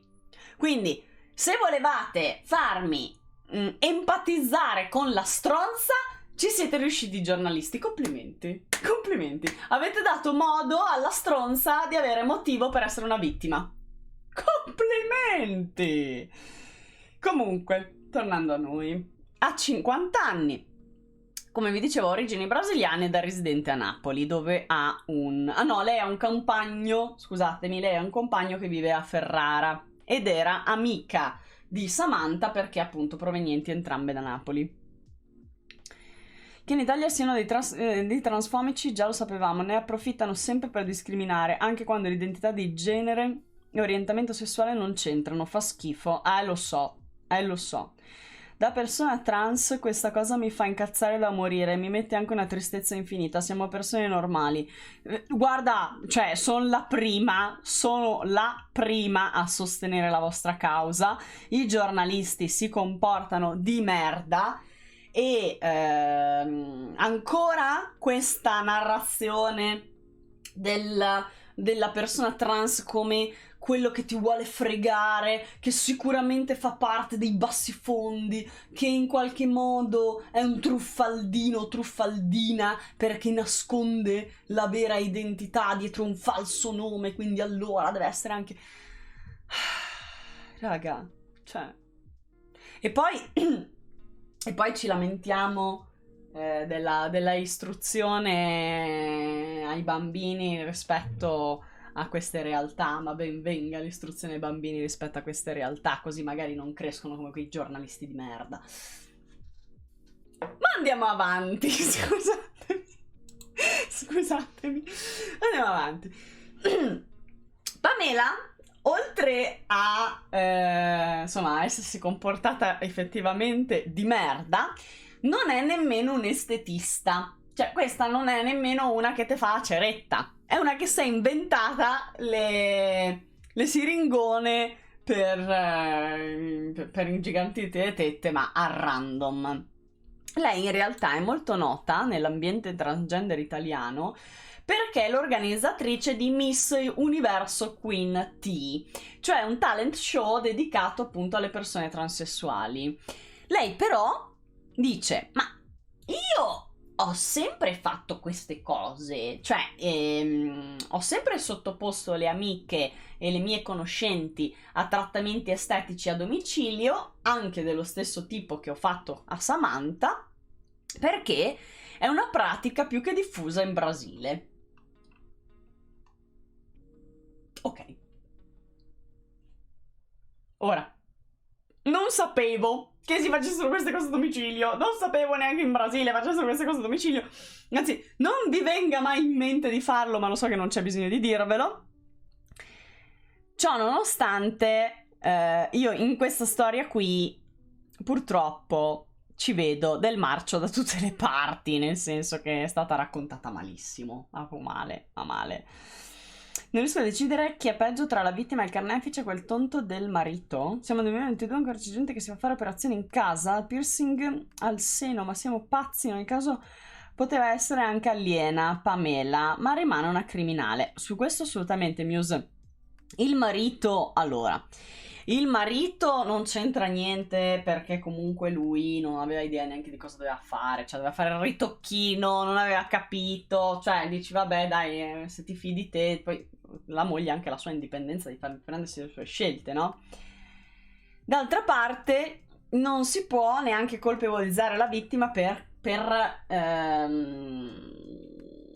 non ignoranza, per ingenuità. Ecco, per essersi affidata a qualcuno, cioè lì non è che gli puoi fare una colpa, certo ingenua, gli ingenui spesso fanno una brutta fine, finiscono negli zampini dei più furbettini, quindi nella vita non siate ingenui perché non vi conviene, ma se anche lo siete non è colpa vostra.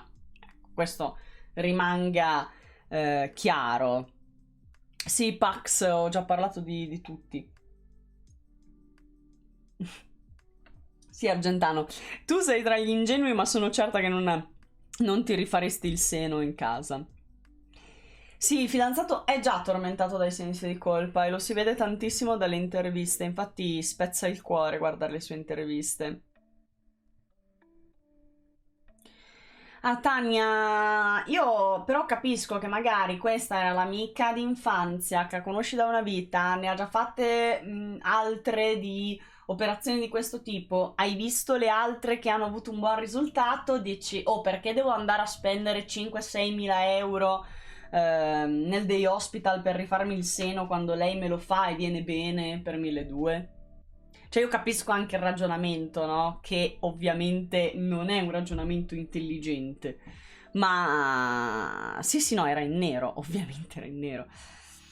Un po' tanto ingenua, a un livello che non ha senso, però decisioni di questo tipo arrivano da ragionamenti logici, ma da pensieri di pancia. Sì, è quell'idea del io lo voglio fare a tutti i costi, anche se non ho i soldi, non me lo posso permettere, allora lo faccio in versione serie B, no? Serie Z proprio. Pur di farlo, lo faccio a mio rischio e pericolo. I chirurghi sbagliano a volte in maniera grave, non fate cavolate. No ragazzi, allora io adesso ho il mio pensiero, potete essere tranquillamente contro il mio pensiero, siamo amici come prima, sono giuste opinioni. Io non sono assolutamente contraria alla chirurgia estetica, nel senso che se ti vuoi rifare le tette, io ti dico brava, affidati al migliore, fai un bel lavoro, va là, che poi se viene una merdaccia fa schifo. Però se uno se lo può permettere, è una cosa che lo fa stare bene, si vede meglio, c'ha magari il seno che un po' comincia a cadere, se lo rimette su, o ce l'ha sempre avuto minimo, per cui non si sente abbastanza donna e dopo si sente bene, non fa del male a nessuno, non rompe le balle a nessuno ed è tutto a posto, cioè non vedo perché stare lì a prendersela tanto con chi usa la chirurgia estetica. Sapete perché, vero? Sapete perché ce l'hanno? Adesso ve lo dico, però non è bello da sentire. Ce l'hanno perché dicono: ah, anche io vorrei potermi rifare, ma non ho i soldi e lei bara. Io devo stare nature perché non ho i soldi e non me lo posso permettere, o ho paura del giudizio degli altri per cui non lo faccio. Lei ha avuto il coraggio di farlo, ha avuto il coraggio e i soldi per farlo. Mi sta sul cazzo. Mi sta pronto sul cazzo. Alla fine, chi si lamenta delle scelte degli altri che non fanno male a nessuno? Pensateci bene, fermatevi sempre a pensare a questa cosa. Che bisogno ha una persona di criticare o lamentarsi di un comportamento che non fa male a nessuno da parte di qualcun altro?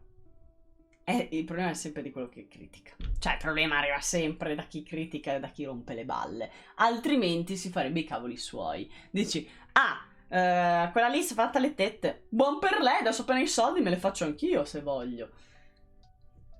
Fine. Sì, i soliti invidiosi, ma è sempre così. Ragazzi, le persone che stanno bene con se stesse non rompono il cazzo agli altri, a meno che, chiaramente, non facciano del male. Allora, se fanno del male, se sono persone cattive, crudeli, criminali, che fanno cose brutte, giusto denunciare, giusto farsi sentire, giusto anche difendersi quando si viene attaccati. Ma nel momento in cui c'è la critica vuota nel niente, cioè che tu vai a rompere le balle o comunque criticare una persona che non fa del male a nessuno e non fa del danno a nessuno, quello è rosicamento interno, ti fa schifo la tua vita.